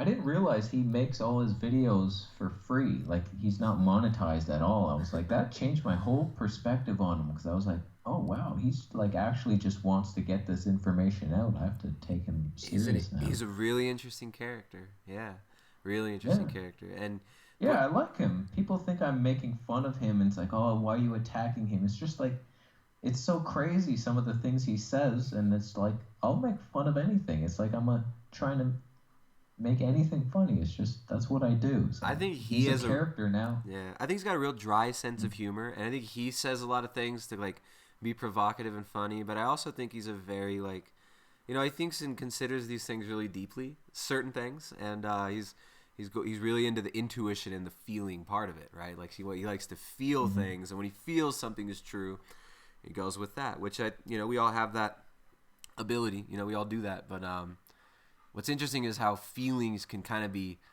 programmed. Like you and I were programmed to feel guilty or ashamed of ever eating meat for a very long time. Mm-hmm. And, so speaking of that, how long did it take you to, like, decide that, okay, I gotta freaking tell my audience about this? Yeah, so my original plan was just to do it behind the scenes, hope that it failed, and then just not rock the boat. Just like, there's no reason to tell them you did this. It failed, and then we try to make it work. So that was the plan. But then I started feeling so good. I was like, oh shit, like we have to tell them, like, this is gonna be the whole new direction of my channel now. Like, life has changed. Shit, what do we do? Was that an Yeah. identity crisis kind of thing? Because I mean, you Yeah, said I'm earlier. still going through it. Yeah, I have no idea what the hell I'm doing anymore with my life. Stare into the pond and say, "Who am I?" Yeah. Yeah. Yeah, we'll see. But if I keep feeling good and I keep getting better, then this is the message I promote. That's all I've ever been doing, is searching for the truth on how to get healthy. And I handicapped myself to keep it vegan. I was like, okay, you have to do it in the vegan paradigm. And it's like, once I relieved that, that's when I started to heal, ironically. And it's like, I feel such a relief too, because I've always been questioning it. And like, I hear of these carnivores and the keto diet. I've been fascinated with the keto diet since the beginning, because I was struggling on the blood sugar swings from all the fruit, and I'm tired all the time. And so I started looking at like your channel way back in the day. I'm seeing these keto guys, and like they say they have constant steady energy all day long, and it's like, I need that. I want that. So I would try to do it as a vegan, and all the nuts and seeds and salads would mess up my gut, even though I felt the benefits, the cognitive benefits, they were there, but I could never make it work. So I've always been curious, and so I realized after this last elimination diet failed, I was like, I'm gonna have to try this animal-based keto thing. And I'm like, I hadn't announced it yet, and I'm out. I have a funny story about this. I was thinking of getting this chicken. I saw this chicken hanging in a window at a restaurant, and it was just like, it was the weirdest looking thing. Like, I've seen them roasted, and then this one was like weird looking, plump, and it was a steamed chicken. And so I asked the guy, I was like, how much for that whole chicken? And he said, do you make YouTube videos? I'm like, what are you talking about? What? He's like, are you the vegetable police? I was like, what? I was like, oh my God. Like, the first time I try to do something and there's a guy there, he's like, I know you. He was a Thai guy. I don't even think he knew that I was vegan, maybe, because he didn't say anything about it. And I was just thinking, like, yeah, I'm just researching it for a video. I don't want to eat it. What are you talking about? So that was crazy. I was like caught red-handed, just being curious. That's so funny. But yeah, like I wish I could have had, like, just been floating behind you during your whole trend. Like, just I wish I could have just been a ghost watching you do this, like watching you like decide and make these little micro decisions, and getting closer and closer to it. Yeah, and then I started like buying the beef, and I'm paranoid. People are gonna recognize me because I hadn't announced it yet, and I'm doing this, and I'm like, oh shit. And I have this tight knot in my gut, like I'm just like, oh my God. And once I finally made the video announcing it, the knot in my stomach just relaxed. And I was like, okay, I can just be myself again. Like, I was trying so hard to push that vegan thing, and it's like, I'm a vegan, I promise. And I wasn't feeling good, so something had to change. Do you think there's something there that other vegan YouTube people maybe are feeling, like, in a similar vein? Do you think that maybe goes on with others? Like, and maybe even creates, like, loathing in them because they want to break out of it, but their identity and maybe even their money, their shekels, their mammons, wrapped up. I've talked to a couple that are stuck in that, and it's a real fear, because you build up this vegan audience, and then, like, I was scared as shit. Like, oh my God, I'm gonna lose all my subscribers. I'm out here in Thailand. Can I even support myself? Is everything gonna go downhill from here on? It's like, it's a big fear. You get too deep into it, it's tough to get yourself out. I think everybody is probably really inspired by your honesty. I mean, I personally, I can only speak to myself, but I mean, how awesome that you actually are out here talking about it, and even come on my freaking weirdo meathead channel. Not really meathead, more like a meat-tard, I guess. My meat-tard channel. And openly talk about this. I think maybe other people hopefully follow in your footsteps. Because I mean, come on, like let's be honest. How many of the people that are watching the vegan videos and commenting, and even probably the most militant ones, are less than a year in on their diet? You know, the most militant commenters, I'm saying. It's like, you don't see these people in real life. Like, where are these people in real life? All the vegans I know in real life, their families are falling apart. They're an emotional wreck. They're constantly trying to assert their veganism on everybody. And like, I'm vegan, I'm healthy, I'm happy. Like, ugh, like it's like, dude, chill. Like, you're making me hurt in my heart with this fake smile. It's like, I just, you know, how, I think there's a lot. I do wonder, like, some are either lying about how good they feel. Some, like, I know personally, I'm not going to name anybody, but I know of vegans on YouTube who are experimenting with stuff behind the scenes, and they don't tell anybody because the cult is real. They'll get you. It's like, it's scary. It's like, I didn't do that. It's this fear mentality, judgment. Yeah. Final judgment day. Why are people the vegan light on you? And why are we so easy to made, like, people are so easy, so we're so easily put into guilt and shame. I wonder why that is. Yeah. I had this experience in kindergarten where, like, we just started this musical dance thing. We're, like, walking in a circle, marching, and I was so excited. Like, I make music. I'm a musical guy, like, and it awoken something in me, like, I'd never heard music before, and so, like, we're singing and we're dancing, and I just start singing my own thing. I don't know what the hell I was doing, but it was obviously not in line with what everybody else was doing. And the teacher pulls me aside, she grabs me, she's like, "No, Casey, no." And she sits me down, she's like, "No, you can't do that." And I guess from that moment on, I've been afraid to express myself. It's like, I tried to express myself in that moment, and I was told that was wrong, and it stuck with you. It stuck with me. Yeah. So, yeah, a lot of people have that. Some, like, moment like that, and they just fear judgment and fear self-expression, just being yourself. It's like, just be yourself. Be your quirky-ass self. Nothing wrong with that. So it's funny because people probably think that you're so open and so expressive and so honest, but you do struggle with, like, that barrier of, like, obviously you do care what people think to a certain extent, and it was a big part of your decision, and guilt and shame, and freaked out about the whole thing.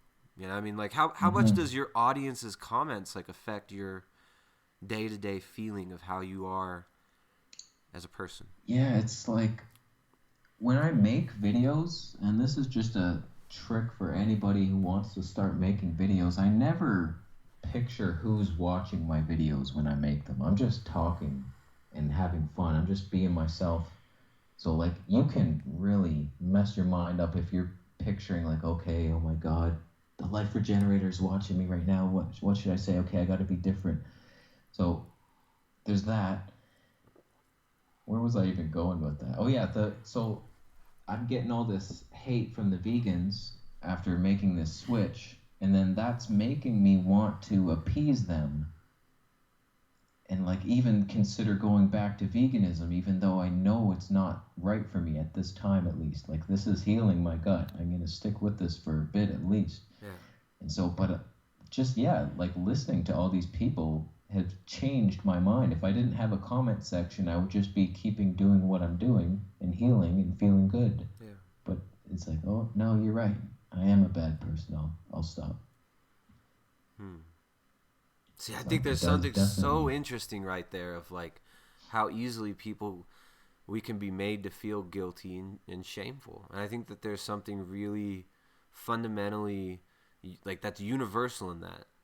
And that people are looking for ways to feel not ashamed and not guilty. And it's kind of like, you know, I mean, it kind of all goes back to, like, the whole, like, the story of the fall, right? And you had to cover your dick with a little leaf. And, you know, and then it's like trying to hide. And I think obviously the metaphysical stuff always is what interests me the most. And the, like, the more subtle aspects of it all. But let's take it back. Let's ground back into reality. What did you eat? What'd you eat yesterday? Yeah, so yesterday I tried an all raw thing. I've been doing that for a couple days. So I had grass-fed beef tenderloin, raw. It's actually pretty good. It's not bad. It was tender.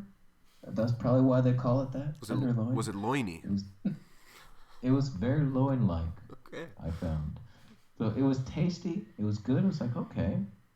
I had some tuna for the first time, and I've been kind of like I don't know the whole like there's mercury in tuna, you shouldn't eat it, but then the selenium balances the mercury, and it's like I'm not going to make it a huge part of my diet, but I wanted to try it, and that was good. That was tasty and soft. I've been having so I had that tuna tenderloin and then a strip loin, all grass-fed, Nice.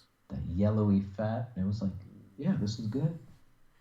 Digested Yeah. well? It's No- better cooked, though. I will say I enjoy it more cooked. It's easier to chew, and I have noticed no, like, digestive benefits from doing the raw. If anything, like, I got a bit of pain, and I was like, bacteria overgrowth or something crazy happening from my tenderloin here. It's like, yeah, so I'll probably not do that anymore. Yeah, I find I like cooking it too.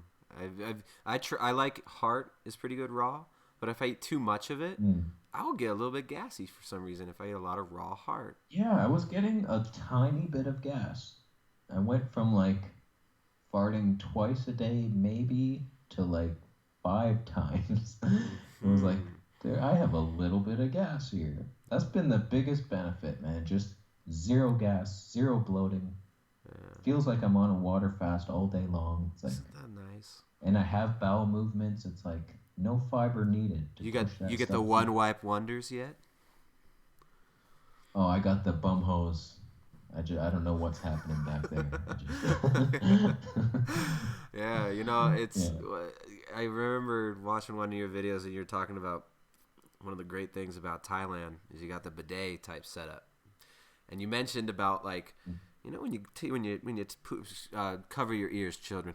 You know, when you poop and your butthole's like burning, and I remember like, you know, I mean, I just remember thinking, oh man, that sucks because I know how that feels. And that's the digestive issues that I was always trying to get rid of. Is just the burning butthole, the itchy butt, and the feeling of like really like discomfort after and before. And I can say that definitely when I eat a more carnivorous style diet and my fiber's real low, I get those poops where it's just like I always brag to Jessica, I'm like, today was a good one.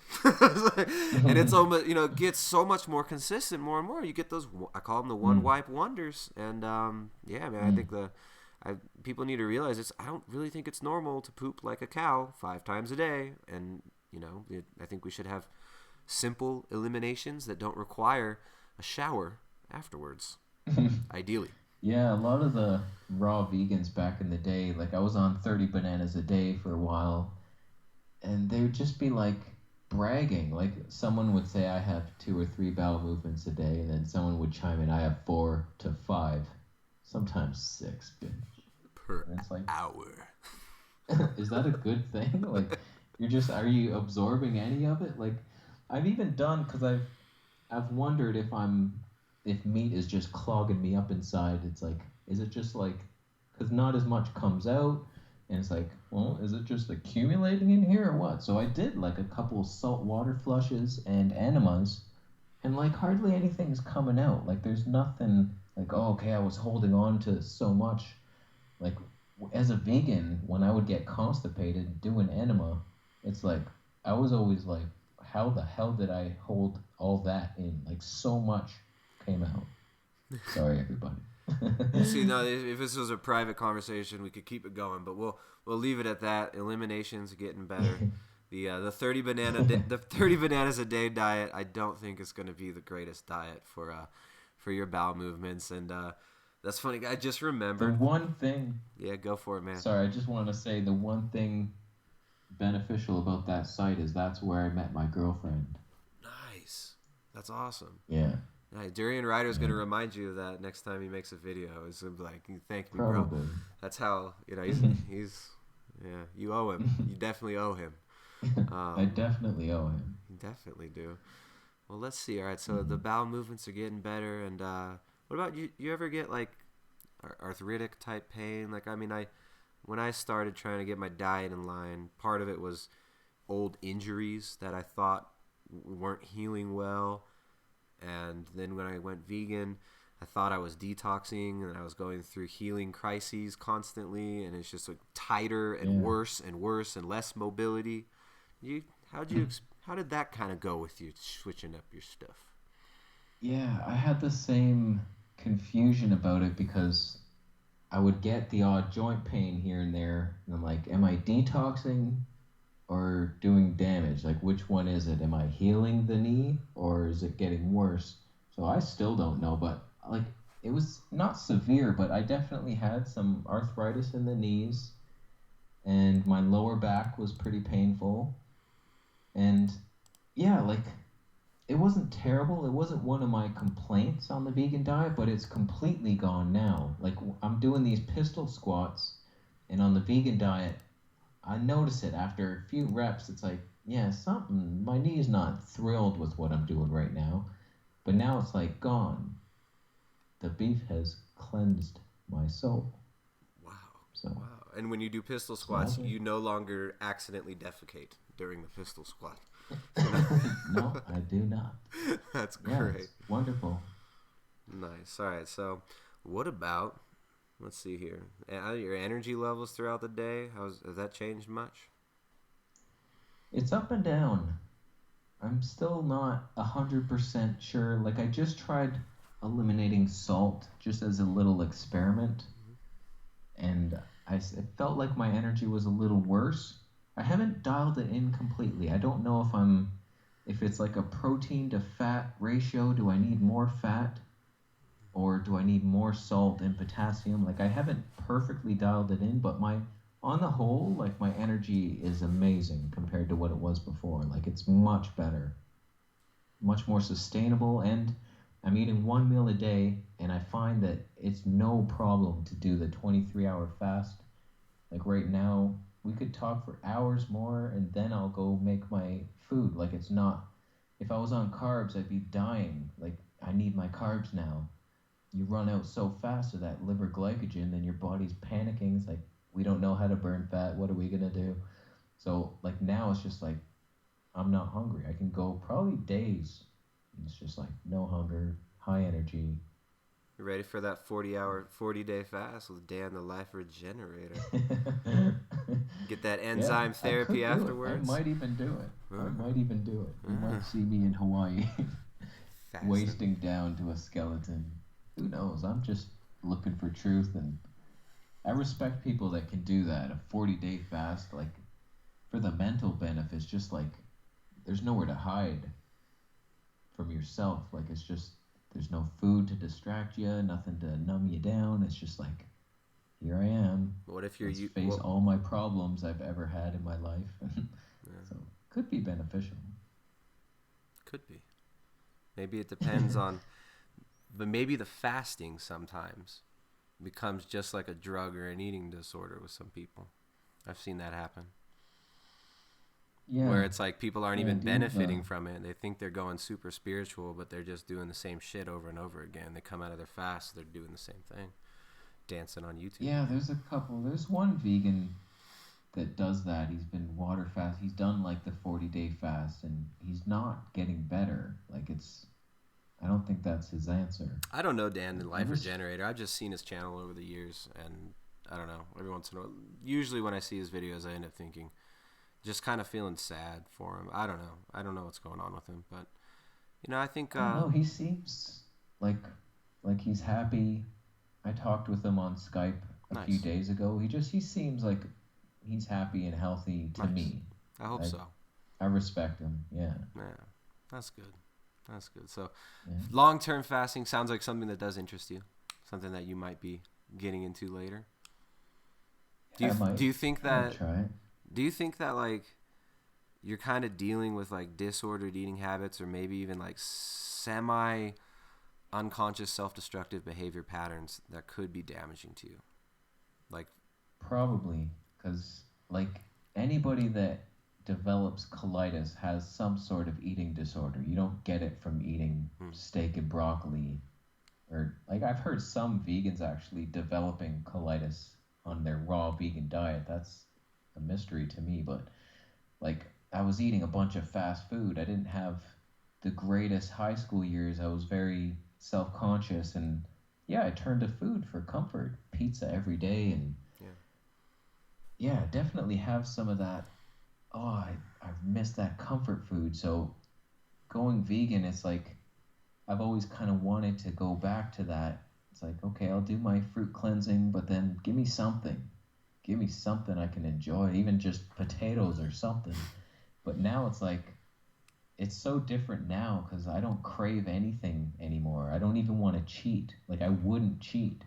when if you I do can have a meal, like, avoid it. how does what's like the feeling when you sit down for a meal? Like, are you hungry before it and you sit down, you enjoy it? I mean, what is it? Are you forcing the food in? Like, what's the vibe around the meal? No, now it's just like, it feels like true hunger, but it's not the desperation carb hunger. It's just like your body knows it has the reserves, so it's like, I could use some food now if you don't mind. Like, I work out before my meal, so it's like, okay, I'm hungry, and I just enjoy it so much. I'm thankful for the animal that I brutally murdered to get my meal, and it's just like I'm happy with it, and I'm satisfied, and I don't crave anything else. And it's like there's no. Every vegan diet I tried, I had to exercise discipline to stick to it, whether it was fruit based or starch based. I'm always like suppressing temptation until now. It's like nothing but beef. I could eat that forever. There's no cravings for anything else, and I have no desire for comfort foods to comfort my mind. It's just like I'm happy. Are you just trying to be polite to people by feigning interest in these other dietary modalities? Because it sounds like you're enjoying what you're doing, yet at the same time you're drawn to extreme practices like 40-day water fast with Dan the Man, who I would say that type of behavior in a lot of people that I know and that I've seen, and people that I've talked to, maybe helped. I don't know. That's not for me to decide. But like, I think that a lot of people who've had these this disordered eating, autoimmune conditions that came either from disordered eating, which usually comes from traumatic experiences and pain, or addictive patterns. Like, it seems like there's this like tendency for people to just turn diet into this kind of idol, and turn health into this idol, and like this obsessive search for living forever, or optimizing. Just there's different ways that people go about it, but it's like I see this undercurrent in every single diet. People doing the carnivore diet, people doing keto, people doing paleo, like every single diet. There's this undercurrent of like kind of people making idols out of the diet, turning it into like everything for them. Like, what do you think that could be? I definitely have that. Yeah, I'm guilty all the way of that. Just like when you lose your health to the point I did, where I'm like bleeding, in pain all the time, depressed, and then you get a glimpse of hope. It's like you just strive for that. You never want to feel that pain again. So it does become this obsession. Like, I just want health. This is my main focus in life. So and then you say you find a way to eat, and it keeps you healthy, right? Like talking to Michaela Peterson, she had this arthritic condition. She had to get her hip and her ankle replaced by the time she was 18. She had to be on Oxycontin when she was a teenager. Terrible experiences. She found a way of eating that works for her.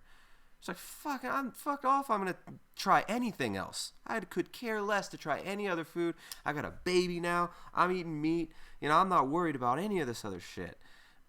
But with you, it seems like there's this like almost like desire to already try something else. But like, okay, so the goal is health. And then if you find a way that you can feel good and feel better, then what's next? What are you going to put that energy into next? Yeah, well, basically, I just want to feel good.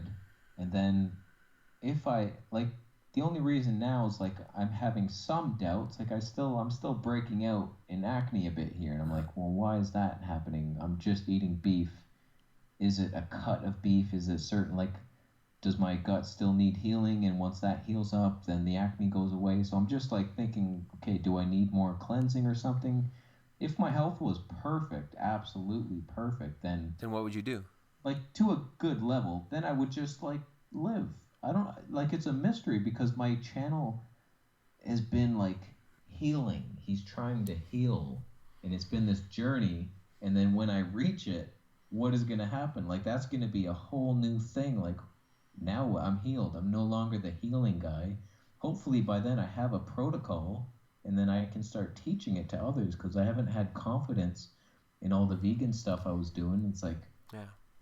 people are messaging me, and I'm trying to tell them I've helped some people, but like I get a lot of message saying like, yeah, I tried those fruits, I'm still bleeding, man. It's like, yeah, I don't know what to do. It's like, so hopefully I get healthy, then I'm the healthy person, then I can reunite with my girlfriend, and then just start teaching and still just making fun videos, and still about health, but like with confidence about how to do it this time. So instead of just guessing. who has perfect health? Yeah, that's the thing. Like, okay, I don't need what to is be perfect this health? Just like, in my opinion, you have clear skin, so you're not breaking out, you're not irritating your system with anything. There's no pain in your body, good digestion, happy mood, your energy levels are clean and stable. It's like, I don't have like unreasonable requirements for health. I don't have to be glowing some light and aura as I walk by, and people are like, "Oh, I feel the light." Like Dr. It's just Gregor I and just Goji wanna Man. be healthy.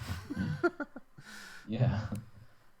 Yeah, so just basic human requirements. No pain, feeling good, No pain. Yeah. and looking healthy. Yeah. That'd be nice. But how do you That's a know bit that of a you're? tough How do you one. know that you'll ever be able to even see that, even if you had it, and even if you reach the pinnacle of health of what you're capable of? Maybe some of us are born to parents whose mitochondrial DNA from the mother was under a lot of stress, and the mother was depleted.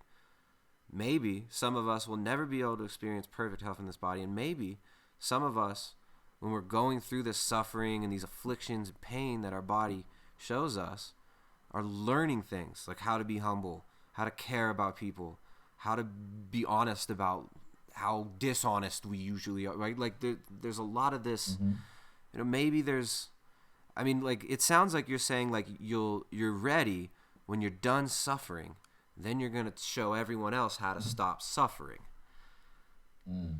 That's kind of, to me, it seems like it's like we're all looking for freedom from suffering, but what human being hasn't suffered? And what human being who hasn't suffered is worth 2 fucks? It's just the physical suffering is what I'm looking to overcome. Yeah. So it's just like... But the depression was what led you to stop doing what you were doing. You said that it wasn't like the digestive stuff wasn't so bad, but it was this fear, this, you know, depression, the suicidal ideations. It's all of it together, really. Yeah. But yeah, like there's probably no end game to this. Like it's not like I'll be healthy one day and then stop. Like I'll probably always want to improve my level of health, and it is an obsession, definitely, and it's probably something I'll have to deal with at some point. Like, stop, just live, go cheat on a meal or something, go have a donut, like, shut up. I mean, I don't cheat. Like, I don't know. I mean, I don't have to eat like I do. I don't have perfect health. I'm not perfect. I'm a jerk. I'm an idiot. I'm ugly. I mean, I don't know. I'm all the things that the vegans say I am. Whatever. Let's assume that's all true. But, like, I also want to make the world better. But, like, what would a better world look like? Well, like, my whole motivation for the channel has been healing chronic illness that's like life debilitating illness where you can't even do anything. You can't even work at your job, and you have no passions in life because your health is holding you back. So all I've ever wanted is to heal that and I've pretty much done it. I guess you could say that I'm at that point. Like I'm independent now. I'm doing what I love for a living, and I'm pretty healthy. Most people would be very happy with my level of health right now. They don't mind the odd zit that comes in, and it's like, Right? There's people that I yeah, know but that are like bedridden every day that would totally just want to like grab you and shake you and say you don't know what you have. yeah, exactly. So I want to help those people though. Like Yeah. that's what I want to do is help the really sick people. That's what my channel has always been about. The chronically sick people. Let's get them better. We can do this, That's beautiful, and man. it is possible. So, all right, I really want to like probe deeper into this, but maybe some other time. But I think that's kind of the most interesting thing to me because let me see if I can kind of formulate my thoughts here. You wanted to heal, and you found the best health that you've experienced in years. But then I see part of you kind of like looking for other little problems, almost like you're addicted to the process, and you're so used to it. Like, because I talk to a lot of people who are so used to chasing health and so used to like trying to figure out, I'm doing this with my diet. Well, I did this diet. Now I do keto. Now I got to do it better, this or that. And sometimes these people just need to quit fucking worrying about their diet and go do something else meaningful. And I think like, I think you're such a good-hearted, kind, sweet person who cares about people. And I'm not trying to like break you down or anything. I'm just like saying, like, as like a friend, like you're so honest and you're so good-hearted and you want to do good. I think maybe you're missing something. I don't know what it is, but maybe there's something else that you're avoiding seeing that's like right in front of you, maybe. And you kind of... Yeah, I think you're right, for sure. I've been focusing on the diet so much because it was a digestive illness at the core. And then I put so much faith into the diet that I'm ignoring like all other aspects of my health. Like I moved away from my family and now I don't have the socialization. And I'm realizing that's such a big key. Like I've met a couple people out here and I've been hanging out with some friends lately, and it's like, what is life without friends? Like, what is the point? Like, you can't just... I could, like, basically what I'm doing or have been doing is, like, solitary confinement to develop the perfect human body, and it's like, what am I going to do with this perfect human body Exactly. by myself? Yeah. In a room with, like, it's so joyless. So Right. I'm realizing it. I see my obsessive nature. Like, it's not all diet. There's more to life. Yeah. Sometimes our weaknesses can become our strengths too. Like you think the thing that is your weakest aspect can be made into something that's strong if it's just like directed into the right way to serve the right thing, rather than bowing down to some idol of perfect health or the appearance of perfect health. I've got to look like this person, got to look like that person, I got to, whatever. Sound super smart and say big words. It's like whatever the fuck it is. It's like maybe once that just gets lined up with the right will, it could be, those weaknesses could be something really strong. Because, I mean, I talk to a lot of people, like, really serious health issues, right? Like, real thought that they were going to die. Maybe they didn't die. And then, trying to get their health back. And the first thing I usually ask is like, all right, so say you get healthy. Then what are you going to do? And what are you going to do differently? And what's the point? Right? I think that's kind of the root of it there for all of us. It's like, why do we want to be healthy? And sometimes we get so caught up in the chase for health that we're just freaking going in circles, making ourselves sick by worrying about being sick, when it's like maybe we're missing other things. So I mean, I don't know. I think that's as deep as we could really go without, I don't know, going. Yeah, I've thought about because I get a lot of messages from people, from fans here in this city that want to meet up with me, and I often ignore them because sometimes I don't feel like I'm not that I'm a health guru, but I feel like I should be this shining example of health. Like I've dedicated my life to it, and I'm like, no, I have some zits now. I can't meet up. Sorry. It's like, So I do wonder if I self-sabotage myself. It's like a fear of socializing, and then my mind will create a body that shouldn't socialize, like an ugly, acne-riddled body, Right. and give me an excuse, like, oh, that's why you're not socially. It's not because you're weak mentally and you're scared of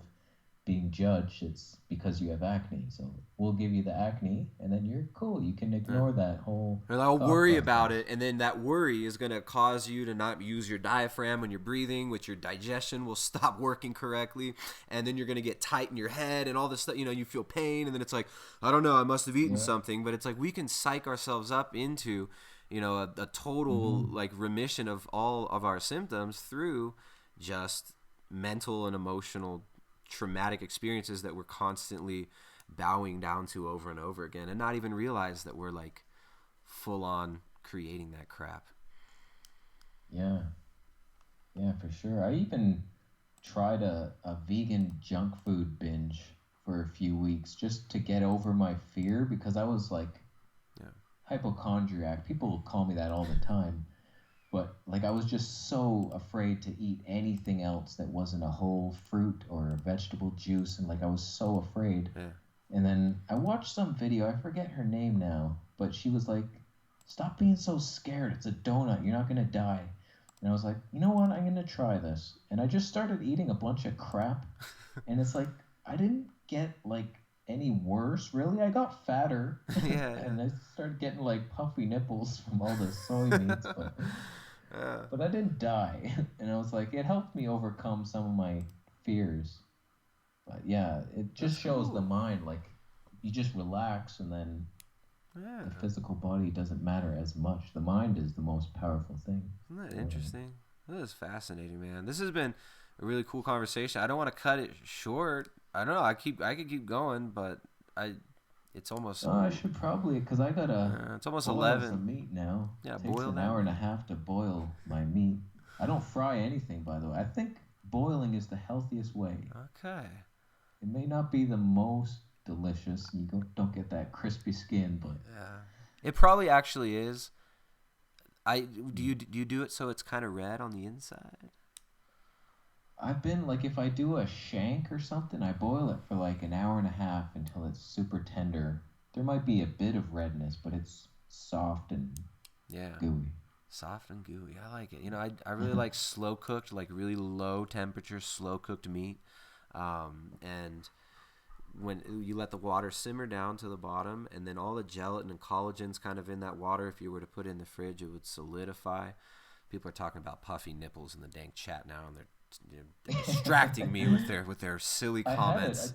Go type in gyno vegetable police. I made a video about it. I had puffy nipples and it went away. The puffy nips. I think that's one of the coolest little anecdotes right there, is the like getting so sick of being so obsessed with the healthy foods that you ate a bunch of junk food and you didn't even get the negative effects that you expected. I think a lot of people could probably learn a lot from that. And I think sometimes we hype ourselves into this craze of nonsense, and we're really just blocking ourselves off from what we really want. Dude, maybe those people they're messaging you want to meet up could really like be helped out just from you. You're not being the guru who's going to tell them, oh, I know this and that, and you must do this and that. Yeah. Like, maybe it's like, just like, yeah, check out this awesome fucking zit. It's like just the humility of being a human, man. Like, you're a good guy. You're a good dude. Everyone keeps saying your problem is the oxalates, histamine, salicylates. The oxalates, salicylates. People, all these meat tards, man. All you meat tards, you guys are destroying animals, and you hate Bambi, and you're going to hell if you're gonna keep eating those meats. So you're gonna go boil that meat, and I'm probably not gonna sleep because I'm staring at this blue light all night. I'm gonna lay under my red light device, and I'm gonna think about how we just talked, and I'll probably think about all the things I said that were wrong, and all the things that I did that were off point, and hope that. That there's enough mercy for me to let me live another day as stumbling around in my goofy little meat suit. But I definitely relate to you on so many ways, man, of the people, what you think people expect can be a huge stumbling block and can even become like idol in your mind, right? Like this false image that you're like, totally projecting, that's not real at all. It's just being played through us. And that was really deep, man. I really appreciate you being so honest, and appreciate your channel. And after you're done with your 40-day water fast, if you want to come and regenerate with some meat and some vitamin A rich foods that are all grass fed, you can hit me up. And so I want to thank the audience for hanging out. This has been another little episode of the Eat Me Make Families stream. I might have to take down the video and just upload the audio if it's terrible, but at least the video's up. And we didn't get too many trolls today. Everyone was playing nice. And any former recovering vegans out there, you're not alone. You're not the only ones. There's a lot of people out there and who've experienced really similar things as you have. And sometimes you got to clean the inside of the vessel, not just the outside. And I don't mean your butthole. I mean what's in your heart, what's in your mind, what you're pushing out there, what you're putting out there into the world. And I think there's a lot more to it than diet. And I think we're a lot more than what we eat. So Vegetable Police, Mr. Police, may I call you Mr. Police? If you must. Okay. Sure. Officer, you got any closing words? Where can people find you? Where can they find your work? Yeah, just search Vegetable Police on YouTube. I will pop up. I have Vegetable Police t-shirts if you want, and I make music. Nice. All the links are in my description if you ever want to see anything. Where can they find this music? vegetablepolice.bandcamp.com or something like that. But any video, click on any video I've ever made, and the links will be there. I make all the music for my videos, so if you ever hear something, I made it and I'll sell it. There you go. So I'll put a link. I got a link to his channel down below in the description. And I'm going to talk to another heretic on Wednesday, Dr. Sean Baker.